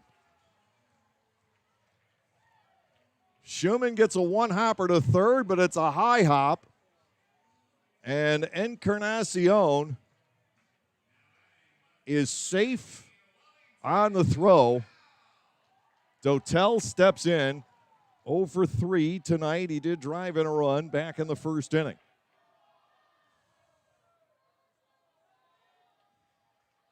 An infield base hit jeopardizes the Barnstormers' lead here in the 9th inning. Schumann goes to work on Dotel, and the first pitch is low, ball 1 and no strikes. It has been seemingly an eternity since Schumann has had to work from the stretch. The last time he did was June 3rd at High Point, trying for his 4th save of the season. 1 ball, no strikes to Wellington Dotel. The pitch is a strike at the top of the zone.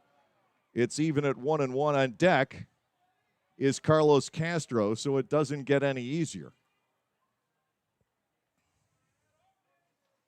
The streak of consecutive batters retired is over at 18 for Schumann on that infield base hit. 1-1 now to Dotel. Popped up, foul. Chasing after it is De La Rosa, but he'll have no play. And it's 1 ball and 2 strikes. Here in this 9th inning, Schumann has gotten 2 strange ground balls. Galen able to handle 1 off the bat of Sanchez. as it took a quirky hop to him. And then that tremendously high hop to Alemán, and Encarnacion able to beat that out. It's 1-2 on Dotel. Schumann is ready to go. Set pitch upstairs. And Dotel has to snap the jaw out of the way. Donald Goodson hit a couple of batters back in the 7th inning on, I believe, consecutive pitches. Schumann knocking Dotel back off the plate here. 2 balls and 2 strikes. Now on the cleanup batter and York left fielder. Schumann ready to go. Here's the 2-2. He got him looking. Strike 3 called, and now it's Castro. 3rd strikeout for Schumann. Castro 0 for 2 tonight with a sac fly. He's also been hit by a pitch, but he came in batting at .432. So again, Schumann needs to be careful here. The tying run is at first base with 2 outs. There is action in the York bullpen in case Encarnacion should come around and score at some point. Carlos Castro, 3 doubles, a triple, 2 home runs, and 16 runs batted in. Infielders guard the lines. Outfielders are deep here. Encarnacion will lead from first base. Here's the pitch to Castro, beaten foul, and Schumann's ahead at 0-1.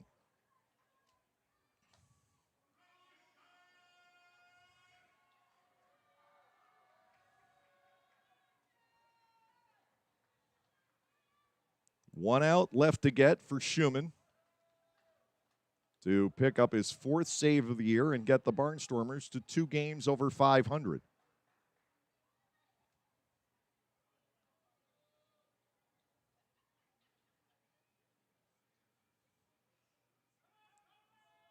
Oh and 1, the count to Castro. The pitch is a strike at the knees. Schumann, who throws over the top, has been getting that pitch throughout this entire performance. Castro is not happy about it and walks away. Long Island has already won tonight. The Ducks improved to 10-7.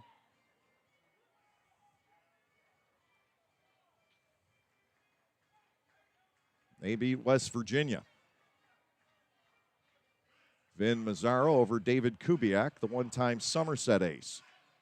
0-2, the count on Carlos Castro. And the sound system is engaged when it should not be.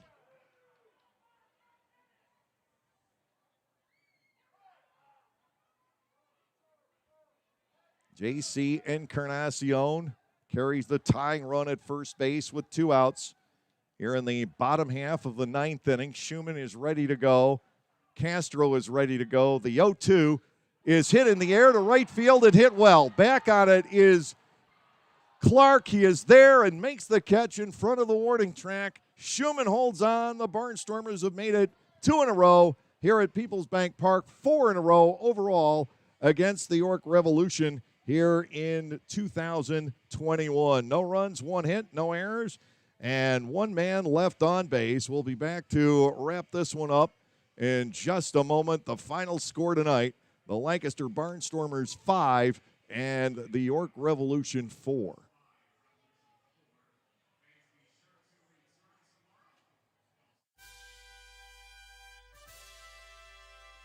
Did you know that the 2021 Lancaster Barnstormers Club has 2 players headed to the Summer Olympic Games in Tokyo, Japan? That's right, our own Blake Galen and Jared Lakin are on their way to the Olympics as members of Team Israel. To help celebrate our 2 Olympians, Clipper Magazine Stadium will play host as Team Israel will take on the Susquehanna Valley Stars at noon on Saturday, July 17th as part of their training camp before heading to the Tokyo Games. For ticket information, go to LancasterBarnstormers.com's events link. There are those who say, leave well enough alone. If it isn't broken, don't fix it. You don't mess with success. while others have something quite different to say. The Lexus RX. with dynamic handling and available 12.3-inch touchscreen. It's the best-selling luxury crossover of all time. Experience amazing at your Lexus dealer.